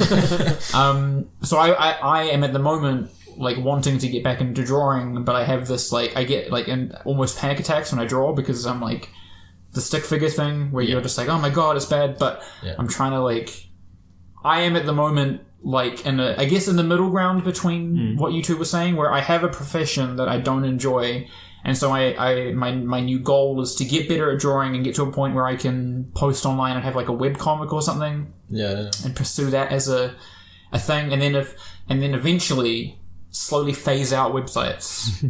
You know what I mean? Right. Which would be the thing that Robert wanted to do. You know, like acting and then swapping to maths, or maths and swapping to acting. So you've got the job now. You've got like a way to make money. Yeah, I can support buying a microphone to record a podcast that 100,000 people listen to. Wow, guys, we've really blown up over. When you were talking about having the some kind of delusion of grandeur, I was like, you were like looking for words, and you're like, you have to like think that people would value your opinions and like resonate with the things that you have to, so self-deluded that you would think that hundreds of people would listen to you could just like put your just words, your shitty conversation with your friends onto the internet, and that people would find it entertaining. They would want to listen to it. You fucking insane, like just like insane people. That's funny. But thank you for listening, guys. No, it means a lot when we hit that 100,000 mark. Yeah, I mean, I was blown away. It's funny though, because like, it's still my biggest fear is not having work. It's such like a fucking scary thing. I've got like this cliff eventually that I'm just going to fall off and be like, well, fuck, got to pick myself up again. As soon as I realise that I'm an imposter. Every time I went and kept pursuing, I think I was like 25 and I didn't have any work, so I was like, I guess I'll try and maybe do some study. And I had a friend who had done a sort of postgraduate course at media design school doing. Yeah, and so I was like, right, I'll keep giving art a go, and I'll go and do this year course and I'll be able to like improve on my skills and stuff like that.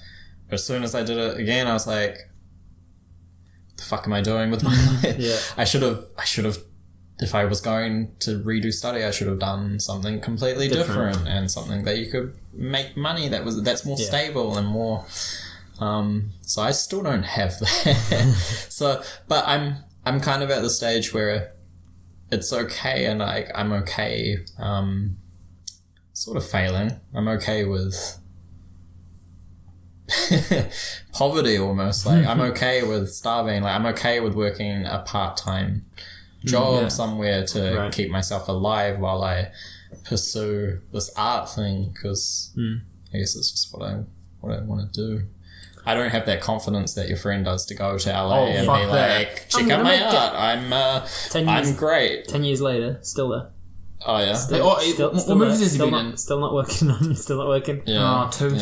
Yeah. He'll be in Silly Tooth. the new movie. That one. That was a big tangent for a Weeb review. That was more of a life and review. To summarise for the parents listening, don't force your kids into doing something. Let them follow their dreams, but make sure that they do other things as well. Yeah. So make sure you force them into doing realistic. things that they can use, but don't squash their dreams as well.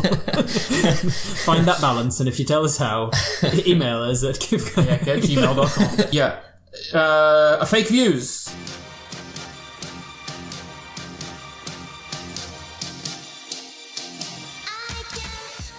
Fake views, if you're still listening, is the segment where I read out some anime, and some of it's real, some of it's fake, and Robert and Curtis have to guess, and I get to laugh at them because I know more. It's a competition, but I don't keep score, and you get bragging rights for 1 week is the thing that you win. Yeah, I won last week, so I'm gonna keep that streak going. We will see. Anime number 1. The main character bikes all over Japan, working part-time jobs that teach him more than he could ever learn in a classroom. With many trials and beautiful women along the way, his journey promises to be very educational. Real. Yeah, I'd say real too. Sounds like Devil was a part-timer because of the part-time job and the biking everywhere. Sounds a bit like a harem because of the beautiful girls. So yeah, I'm going to go with real. Do you have any reasons for it being real? Similar sort of things, especially the harem part. Well, it's real. It's Golden Boy. I'm upset that you guys caught onto that one too quickly. Golden Boy. It's a comedy ecchi series about a guy who dropped out of college, but only because he passed all the tests in the first year. I shrugged, for those of you who couldn't see. He was going to become a lawyer, but he passed all the tests before he could graduate, so he dropped out. And so now he just bikes all over to Japan doing part-time jobs, and the comedy of the series is like he shows up not knowing how to do the job, and then somebody gets angry at him, and so he's like, I'm such a fuck up, and then he leaves, and then after he's left, his manager or whoever was his boss, who's usually a very, very attractive lady, sees all of the good work that he did after he's gone, and then they're like, wait, come back. And in the last episode he rings up all the people and it's like, of course I'll come see you, and then they all try to fuck. Yeah. lots of boobs. Pretty funny. Watch the swimming scene. Best scene in the show, and you can watch it out of context and it's fantastic. Second anime. A soldier with amnesia joins a terrorist organization at the request of his childhood friend. After destroying a power station, they discover that the power company was up to more than they first thought, and they must now stop an ancient alien from being resurrected and destroying the world. Oh, jeez. It had me until the end.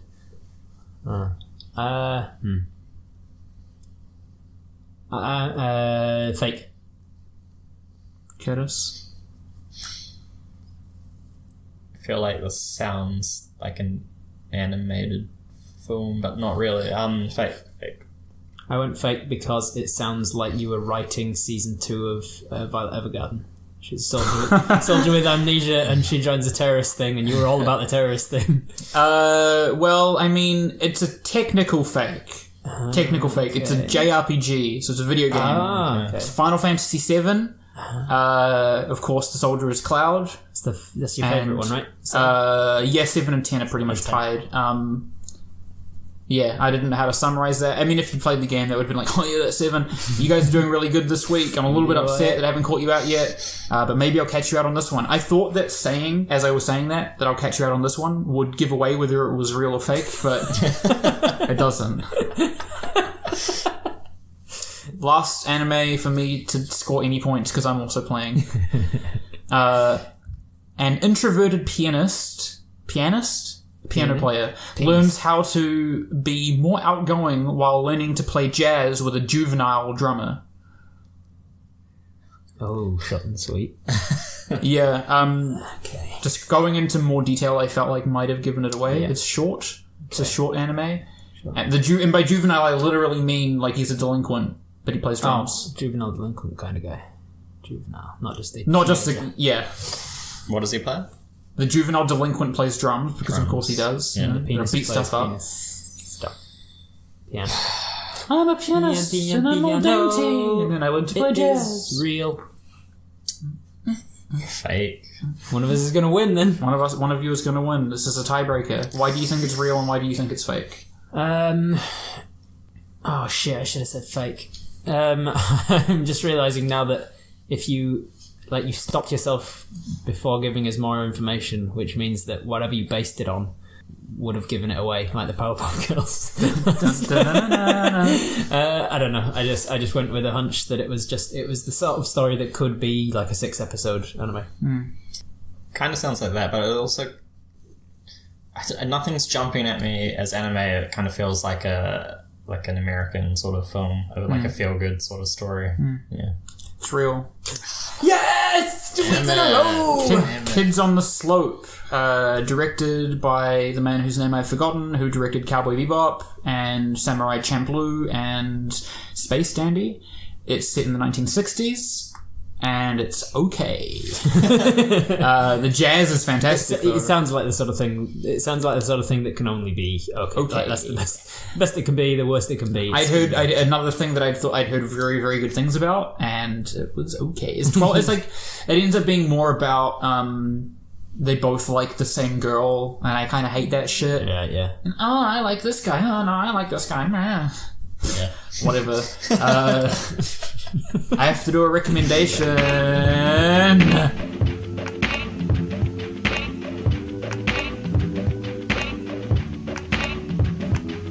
Sharp like an edge of a samurai sword, the meant to play cut through flesh and bone. No more minds at peace. The world out of order. Do you have a favourite anime?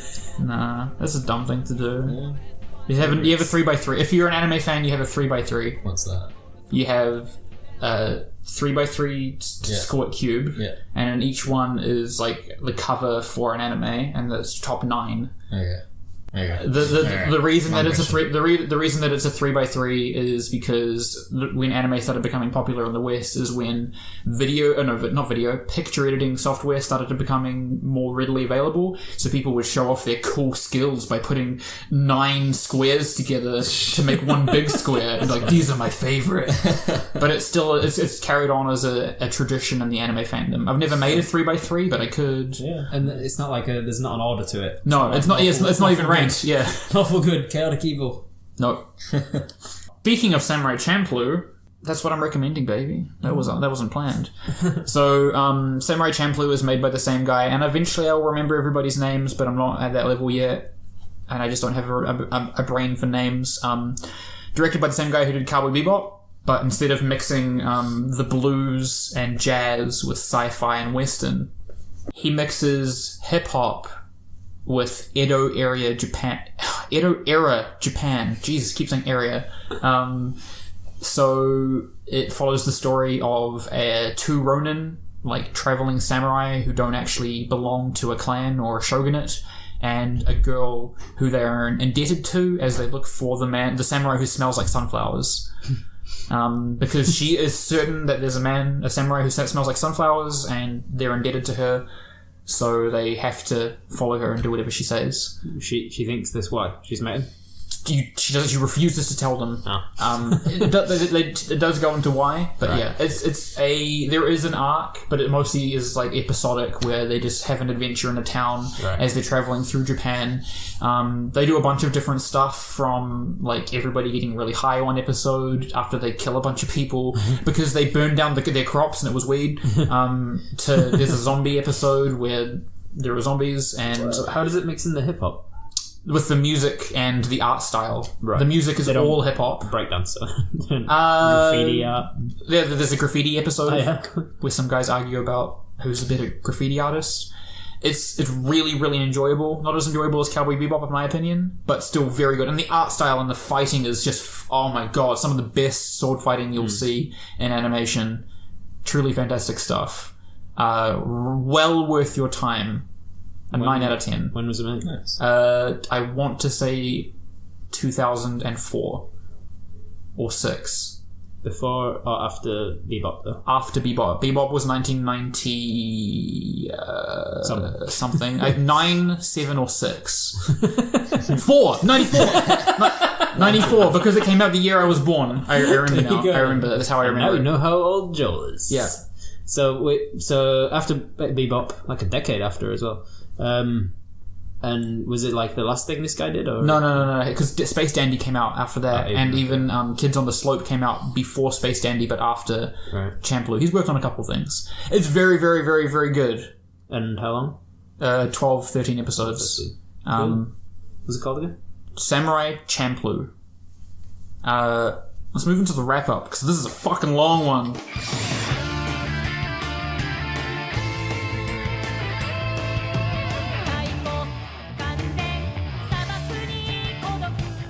And then we keep doing raps, and I'ma come at you fast with all the raps and my tasks and the things in the past. You got anime people in the house, and you got people on the bed and on the couch. You don't have a couch. I lied, and now it's time to do the thing that we don't lie. Oh, that threw me.